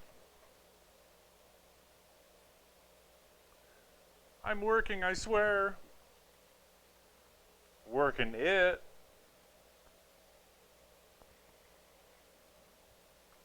So this was what I was looking at, Lauren. Is okay, if I can't go wireless with a Stream Deck, then can I run multiple Stream Decks? Like, could I get like the Stream Deck Mini and have one here on my desk, have one um, over at my workstation, that sort of thing, and then just route USB cables around the studio like I already have. And those are typically pretty low bandwidth. They're not like cameras. Like I said, I have one camera per USB host, and that seems to be about the max that I can use here. But I have 13 USB hosts and 13 13 cameras, so that works out. Now, if you could split any of those, yeah, things change drastically. But I think with 13 cameras, I'm probably okay. And as a matter of fact, I was messing around with my setup here this morning, adding a few more camera views because I do have them to add. And I realized that that's not what I want to do. I don't want to have the view cluttered up with all these other views of the wall, the window, the door. Um, it really, I need to make it a little bit more pertinent, you know, the view that I want to give you, plus maybe a side view or something like that. And that's why I've arranged all the cameras in an array. There's 9 cameras in a grid, so there's 3 across that way, 3 across this way, and then there's also cameras on both the front and back of each of the 2 monitors. So do the math. There's 13. Yes, with the stream decks, because see, that's the part that is a pain in the ass. Um, Now there are apps that can do it for you, okay? But what I found is if you use a tablet or a phone, it shuts off. You know, I just want something that's always on. And that way when I go over to change a scene or something like that, maybe I have to take just a couple of steps. If I had, you know, a few stream decks around the studio, then I could switch my camera view pretty easily. You know, in other words, kind of do the same thing that I'm doing with the cameras, with a grid, with like, say, mini stream decks. Because I don't know that I need a lot of the same stuff that a lot of other streamers need. You know, all the alerts and tweets and stuff like that. It's more about switching the cameras.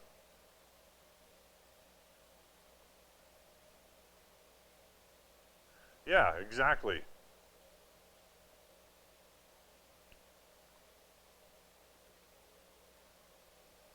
Yes, yes, and that article that I just posted right there says, yes, you can run as many stream decks as you want, but it goes into a whole bunch of kind of noob devices or noob advice where it's like, look, you have a limited number of USB ports on your computer, and you're going to run out of them if you keep on adding more devices.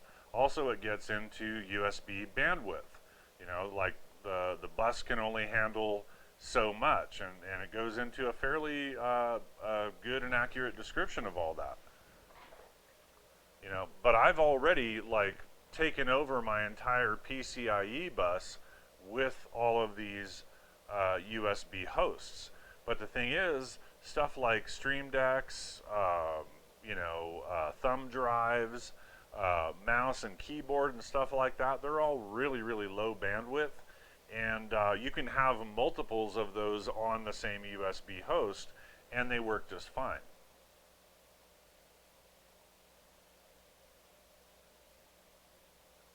You can on the multiple on you can on multiple. The software is designed to see Stream Deck 1, Stream Deck 2, and so on. Very cool, very cool. Yeah, like I said, I've got a Stream Deck there. It's just that computer on my POV rig is problematic to operate. I need to have like something where I can plug that whole thing into an external monitor and keyboard and mouse where I can do all of my layout and stuff.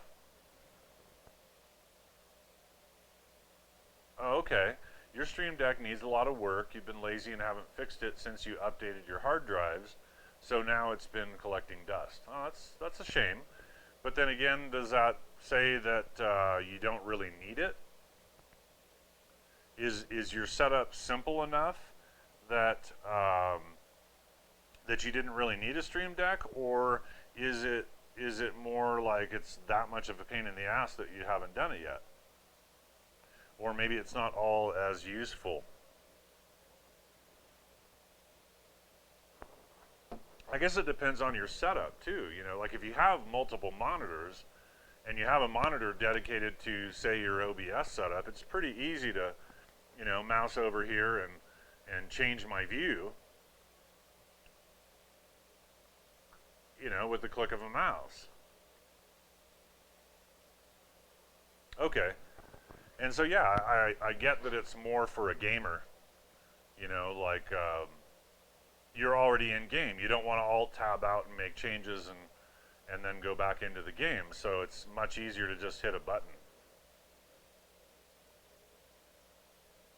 So I'm kind of thinking about adding it all around.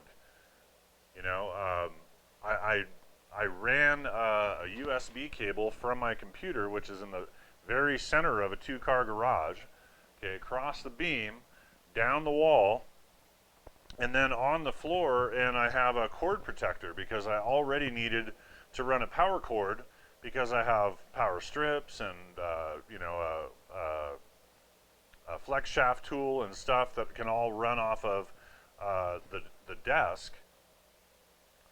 The monitor isn't actually attached to the desk. It's on a roller, so I can slide it around. So if I move the desk, I can just move the monitor over to wherever I need it.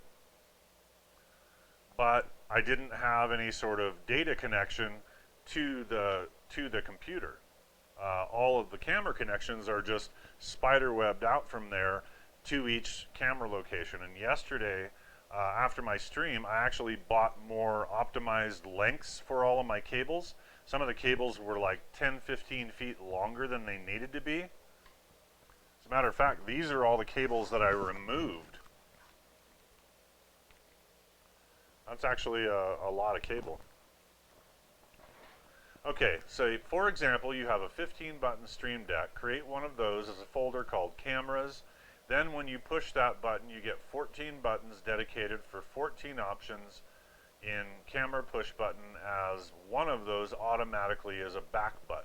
Gotcha. So yeah, maybe it is the way to go. And of course, if I got the large or the XL Stream Deck, I could have those same buttons plus some other ones that did other stuff.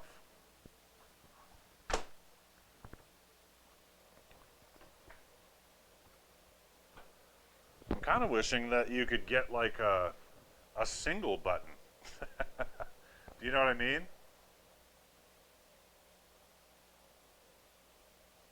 Like, okay, I just want a button over here that I'm here, and I touch that button and it just turns on the cameras that are directed in that direction.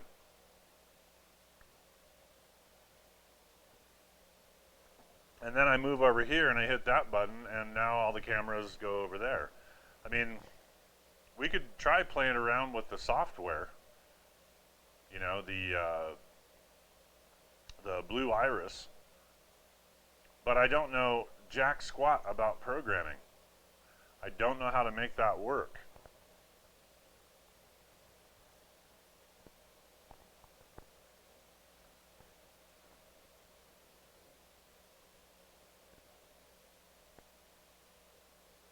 And I don't know if my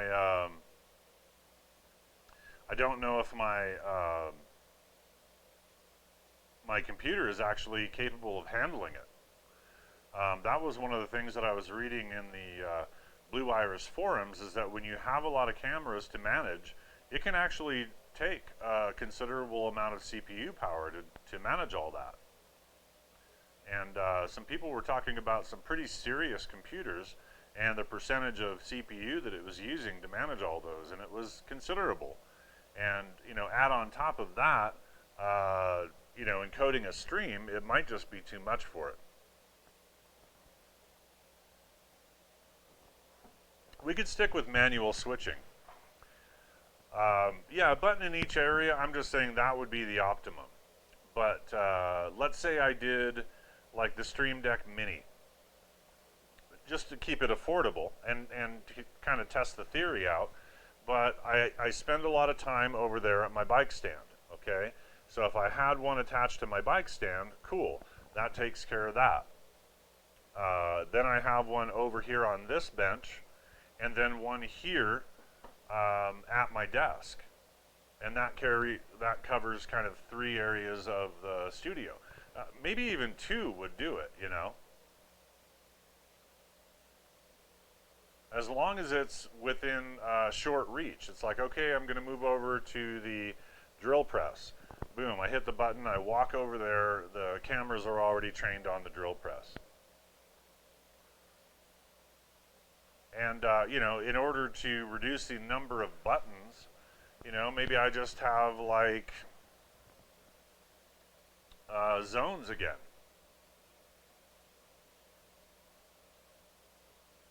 Instead of 1 button for each camera, why not 1 button for each zone? Like I said, I had nine zones set up, and so each zone might be like 2 camera views.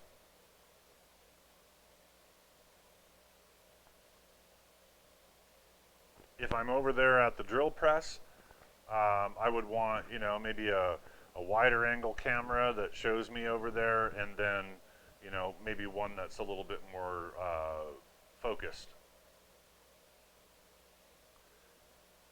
I'm just saying, I'm trying to do too much, I think.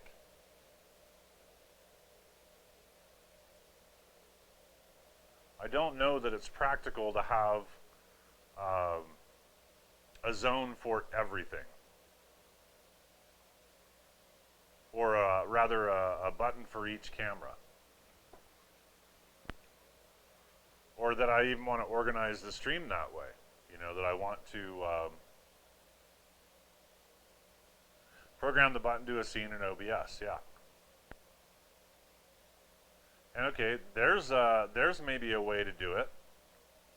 Let's say I have the big stream deck here at my desk because that's command central. Okay, that's where I want to have that much control. So I have a big stream deck here. If I want to do, you know, funny commands or sound effects or anything like that, but then have 2 other mini stream decks, and the functionality of those would be for where they are. In other words, like, okay, I want to have that mini stream deck over there control my camera over the top of the table, the one to the side, but then if I move over here to the secondary bike stand, and I know I'm going to do that, I could hit the button and move over.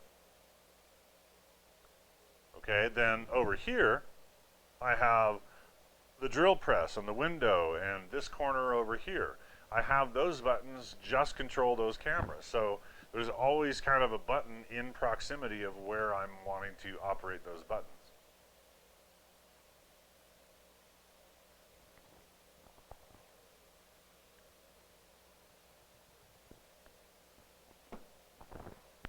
And I think if I ran cables again, and hey, guess what? I just gained a whole bunch of extra cables. And here's the thing, not all of these are USB 3. I think these are USB 2. Which for a low bandwidth application like a device, a keyboard, those would probably work just fine.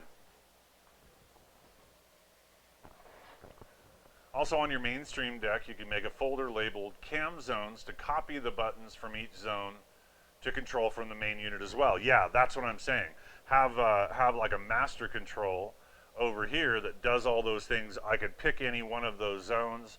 Let's say I had something over there cooking in a pot, just for instance. Okay, boom, yeah, check this out. Or, oh, there's my drill press. Oh, check out the POV camera on my workbench over here. Okay, here's the bike that's over in the portable stand, you know. Oh, and there's a view out the window, or there's, you know, whatever I want to have them do. I think that would work, you know, and it wouldn't require me to have anything strapped to myself.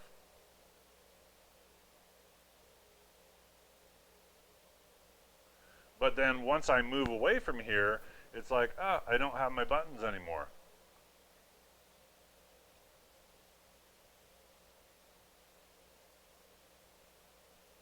Okay, you have code that interacts with W10 options and even push buttons that bring up security cameras on the property at the push of a button.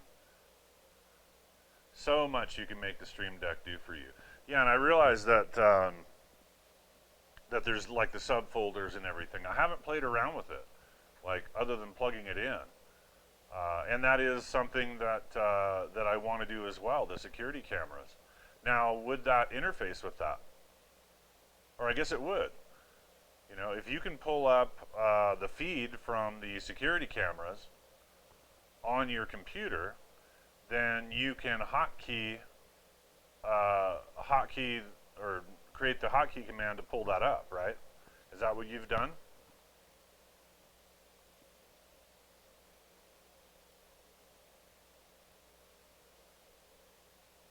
You would want to connect directly using the feed. Okay. Well, what I meant is, let's say that that unit that you recommended me, the security cameras. I like the idea of having my security cameras as a totally separate system, but one that I could access, if that makes sense. I don't like putting all my eggs into one basket, and you know, having it as a separate kind of redundant system. Okay. Uh, I would like to actually have that inside of my house. But some of the cameras may be located out here in the studio or on the outside of the studio.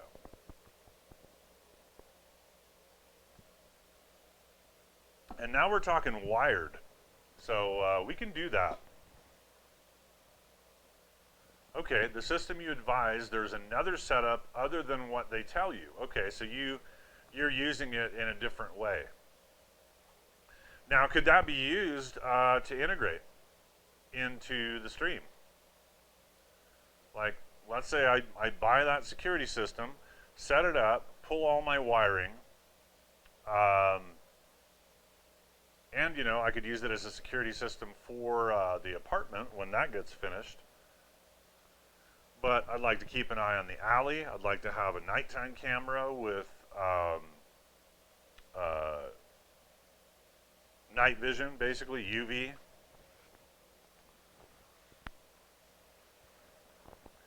Okay, instead of running the cameras to the DVR and letting it assign the IPs, I set them up to your main router to get the local network IP addresses. Okay, that's step one. Okay, that's interesting. So they're wired directly to your router. This will allow anything from your network to access them. Wow. Would that allow somebody else from the outside to access them too? I guess if it's behind your router.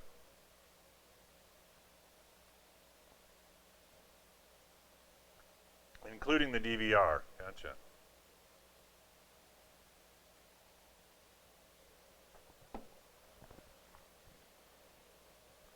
Wow, it sounds like some pretty fun networking stuff. By fun, I mean a pain in the butt. But, you know, once you get it set up.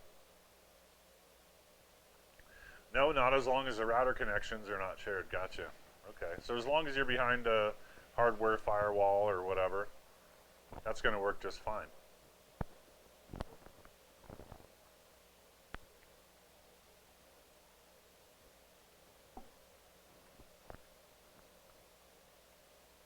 So, the DVR system accesses to record and send a mobile app. Gotcha. So instead of them being wired directly to the DVR, you put them on the network, the DVR picks them up off the network and then records, or you can access the DVR from your network as well to or I guess you could access your cameras directly, huh?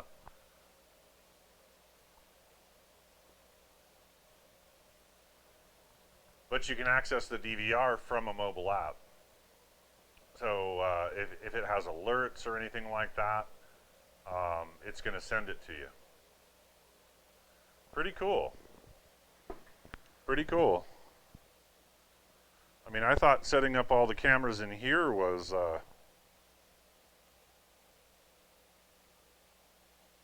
kind of cool, but even cooler if you had some other outside sources. And use VLC viewer to connect to the feed using RTSP protocol to see in a separate window screen on computer to get a quick view of the camera on a Windows computer. That's step 2. This will allow Stream Deck to see it, OBS can actually see it, and so on. Interesting.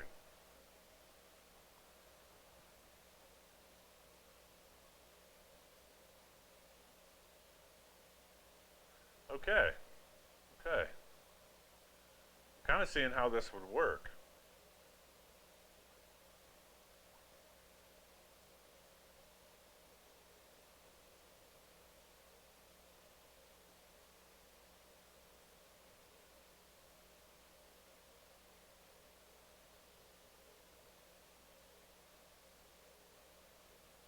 Well, I guess I have my my work cut out for me.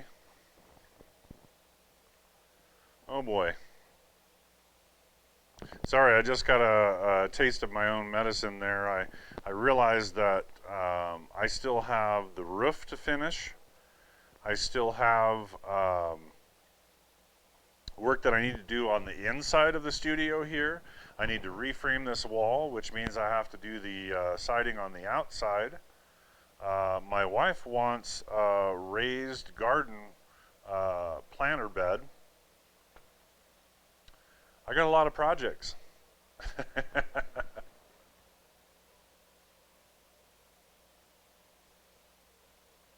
Okay, since it is an IP stream, if you want to use it as an OBS input, you will have to adjust audio timing to match the stream. What I would do there probably is just leave it alone. You know, if it's delayed, that's okay. It's a security camera feed. You know, it's going to be from moments ago, and that would be okay. I wouldn't worry about that sort of lag. Well, obviously, the reason that I used all webcams in this application is because of that instant broadcast ability. Everything is all running off the same computer, so it's all in sync.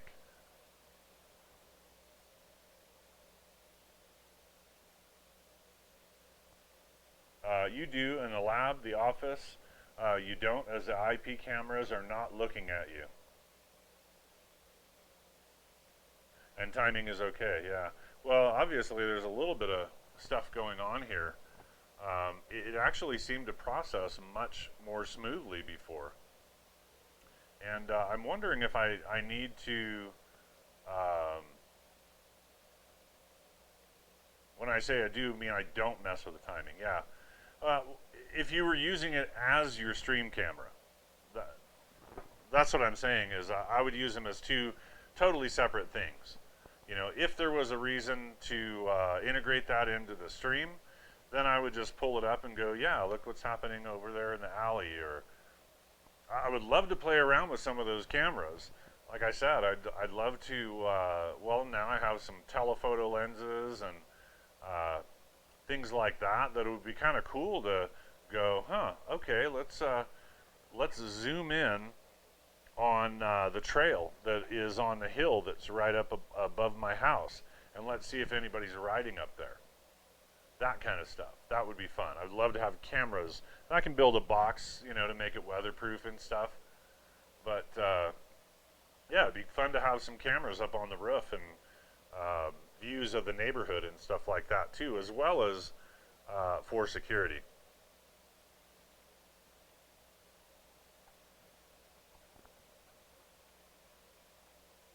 You have to do this when you want to use a GoPro as a stream camera. Same constraints apply due to signal conversion causes latency back to OBS, so audio adjust would have to be done in OBS. OBS allows this in settings as well. Gotcha. Yeah, I think I said something about that before, where I probably am going to get a GoPro because I saw a live stream the other day with a POV camera. The guy was just wearing it on his head. He set up an RTMP server so that it was just, um, sending through his network to his computer where he had the server running, and from there imported it into OBS. And hey, I be twitching. That is very cool of you. Thank you. Very sweet, girl. Thank you, Lauren. You did not have to do that. I don't always sub to you, you know. I always try to give you my Prime sub.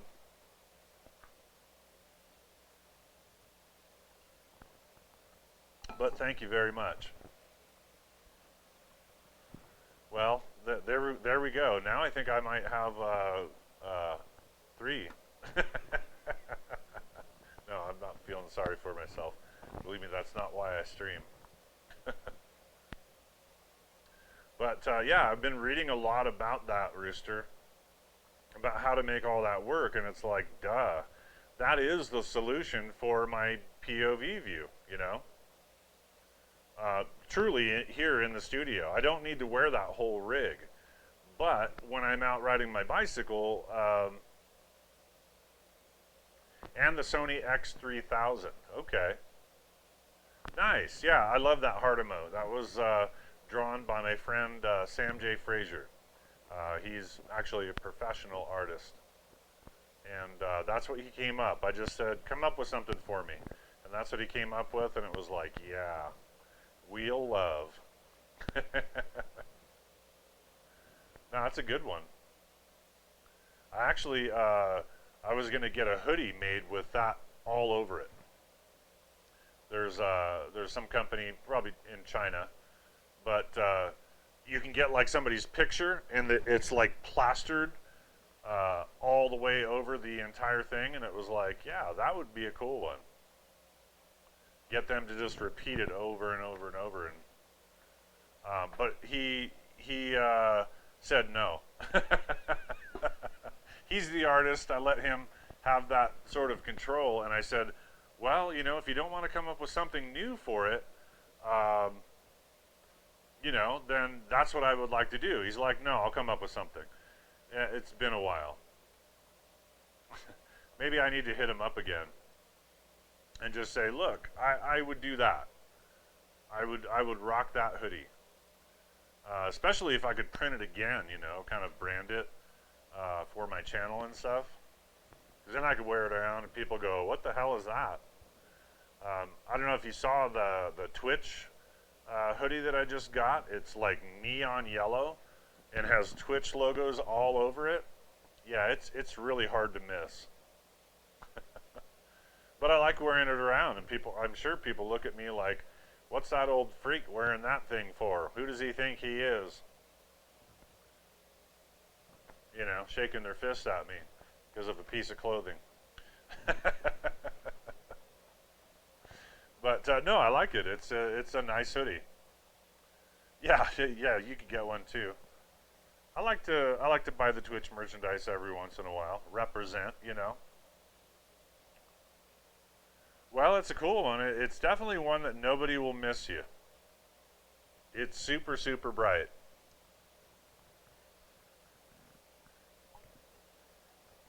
But it makes for funny conversations, you know. Like, I'm sorry, I can't hear you over the sound of my hoodie.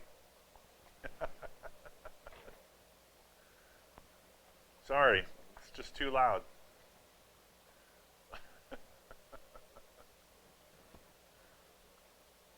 Well, I have a few hoodies from other gamers and stuff too. I've definitely bought a few shirts and things like that. I'd like to get some made for my channel too.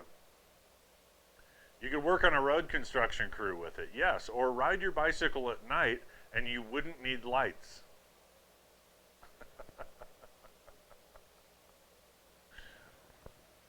Yeah, it's pretty bright.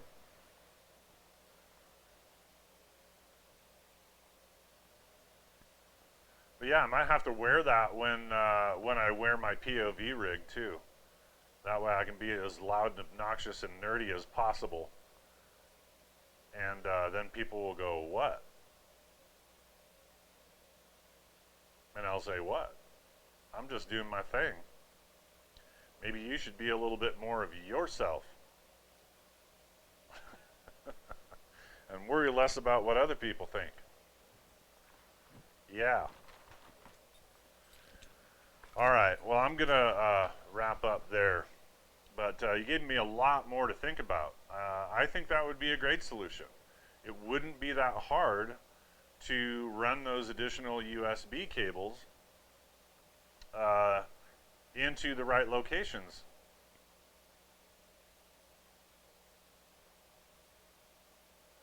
You said your camera started working today. Just thought, why?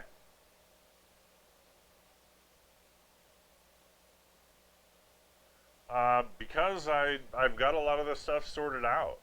Like I said, I ordered new cables and routed them all last night after I streamed in the morning. Did you have the cables not being used plugged into the camera? No, there was one that was, yes, I did. I had one that was not being used plugged into the computer. And so I just eliminated it entirely and ran a much shorter cable. I redid a few things.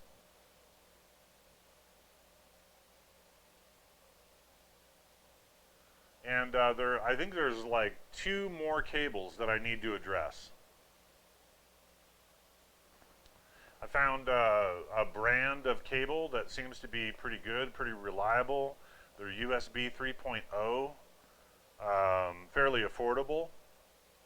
And they offer a crap load of different lengths. So I have been kind of trying to customize that a little bit, you know.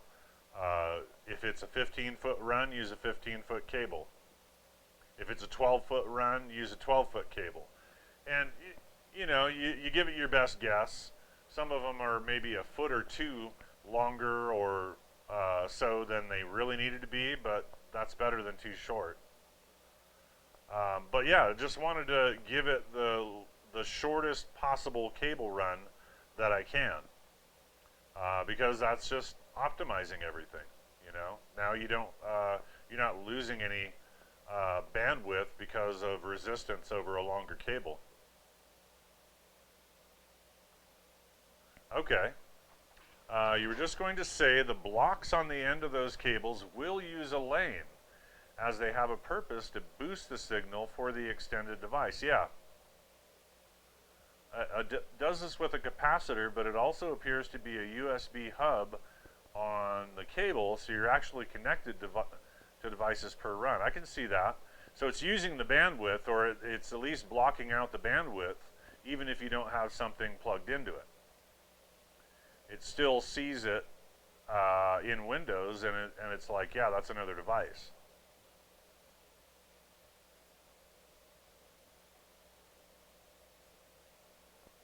But I think I'm good on the bandwidth now. It's a hub device to Windows. Gotcha. And at least one of them was. I mean, this one right here that I have running to my desk now, it is a chipped one. It even has a midway chip. And it works well, but that's the one that I have run over here. And I may actually get a bigger hub for the desk because I have a lot of devices that I need to charge. You know, all these little gadgets. Right now I have a, Sansa clip plugged in, and there's a wireless phone charger, and a little flashlight that's being charged by USB. And I'd like to have kind of a place on my desk where I could plug all that stuff in, and then it's ready to go, fully charged.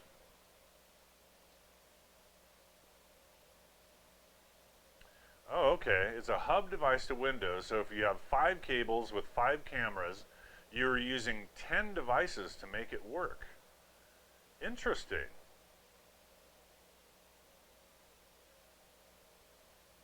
Ooh. I hadn't really even thought about that, Rooster. That's interesting. Okay, because all of the cables that I've been replacing are not chipped. They are just straight USB extension cables because they are short enough. They're under the 30 feet or so before your signal really starts dropping off. Okay. You ran into this with a machine monitoring system. You switched to non-active extension cable. So basically by going to a standard cable, you remove that hub. That's what I've done. That's exactly what I've done. I've removed all of those cables. Now, I'm not sure about these. Actually, I think these are chipped cables, and I believe that's one reason why it has that larger end.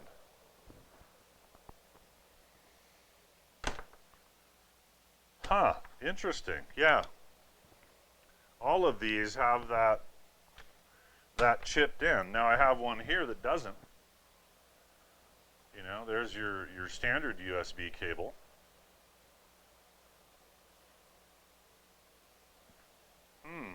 And see, I was running into that before because of the length of the cable, but now since I've optimized everything, you know, that was one of the reasons for mounting everything on the ceiling. Now my runs are as short as they possibly can be. Because you're not running, you know, from a computer down to the ground, over, up, and then over to camera. It can be pretty much direct. Now I've run it with the rafters and stuff like that, and I have kind of channels running through my beams so that I have, you know, at least as short a run as possible. Every active extension cable creates a new hub on Windows.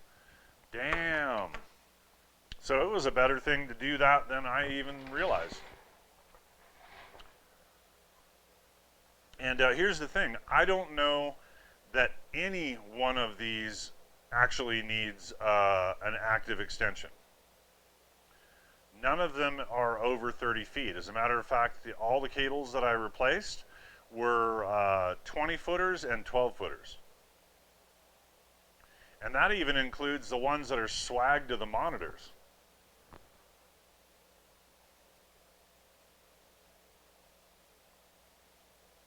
We'll clear the highway. Okay, so that is going to help. All right, well, I'm going to take another look at that too. If I have any more active cables, I will try to get rid of them. Yeah, this is an active one here.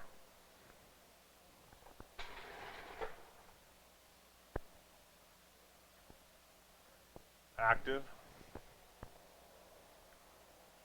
Passive, active. So I have 3 so far.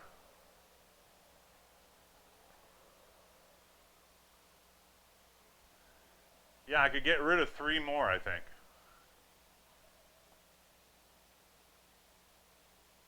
Yeah, that's a straight up cable. Non-active, inactive. 4. I can get rid of 4. Well, that's actually kind of cool. Because some of those are still not optimized. Like I have at least one cable run that is 2 plugged together, and I just didn't like to do that. Okay.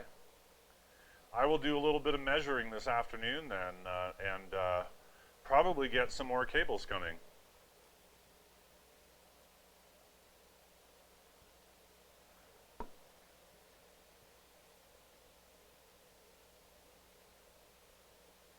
While watching Windows Device Manager and see what happens.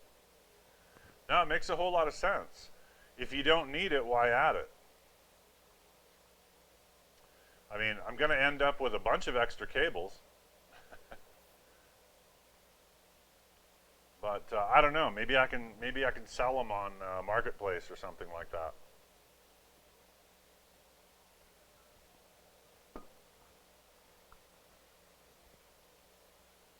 You should see a change to the USB section. I'll do that. No, that makes a whole lot of sense. And I wonder if, okay, well, just like the camera, where Windows sees that it's a webcam, so it reserves a certain amount of bandwidth for that camera. The second camera that you add to the same host sometimes will work and sometimes won't. But I wonder if it matters if it's on that active cable or not. In other words, is that using up a certain amount of the allotted bandwidth? I mean, if it's seeing it as a USB hub, then yeah, there's a lot of potential there for adding more devices, right?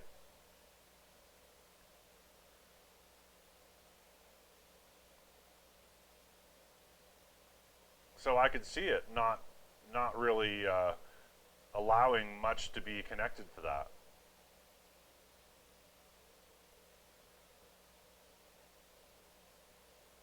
Okay, you learned this years ago, before backup cameras existed, as you hacked a USB cam to install on long fire trucks for a station backup camera to onboard computer, like 20 years ago. Wow.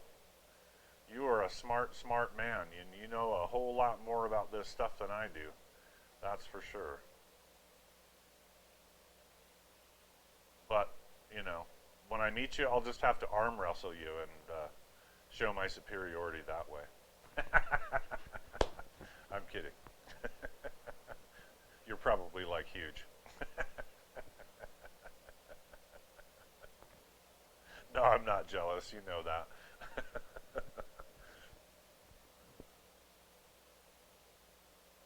But no, it's stuff that I until I tried all this stuff, um, I didn't know. You know, so yes, I've caused myself problems by doing it, but we've also come up with solutions too. You know.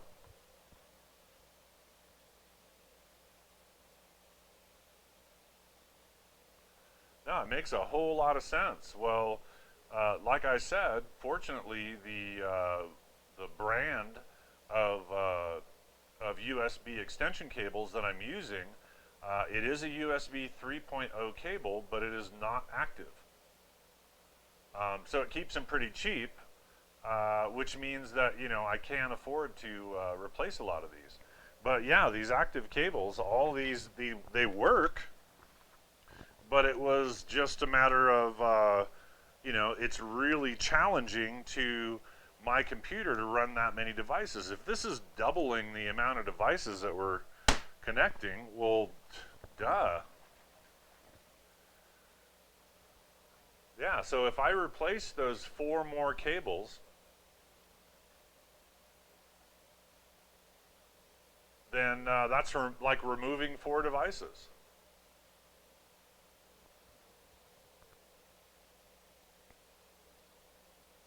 Ah, so I was actually plugging it in the computer. Interesting.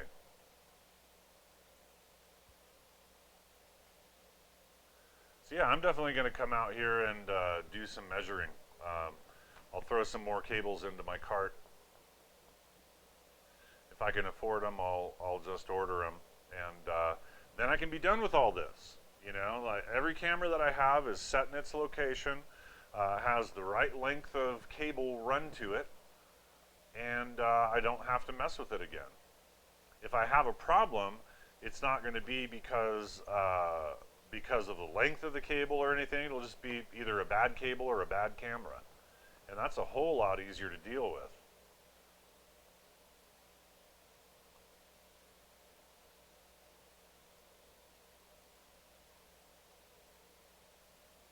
No, that sounds great. And here's the thing: I'll still have these cables for running to devices. Like, let's say I bother to run a USB cable